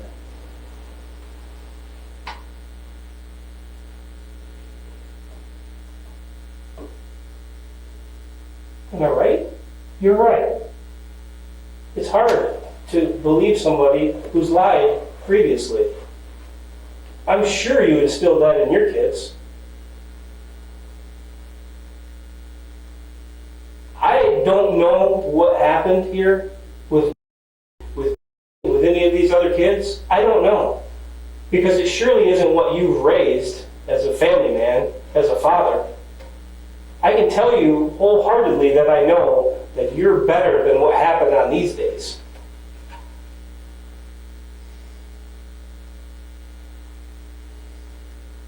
We can't go back in time to fix things. We can't turn back the clock and make it all better. We're here right now today, and from this moment on, this is where the getting better happens. And you have it in your ability to do that. For everybody's sake. I wish that you would. Please. Like I said, I don't know anything about these other girls. All I know is about and that's it. Is that just because that's all we know about? That's because that's what we're talking about here today? I don't know. All right. Well, I mean, that's where we're at. So I think I'm all set. I need this though. Okay. That's fine. Your sketch.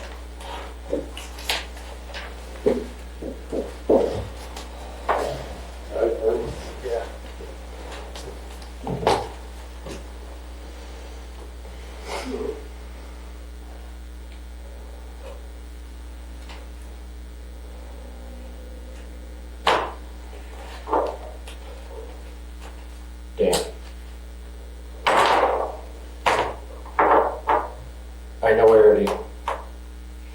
you talked a lot.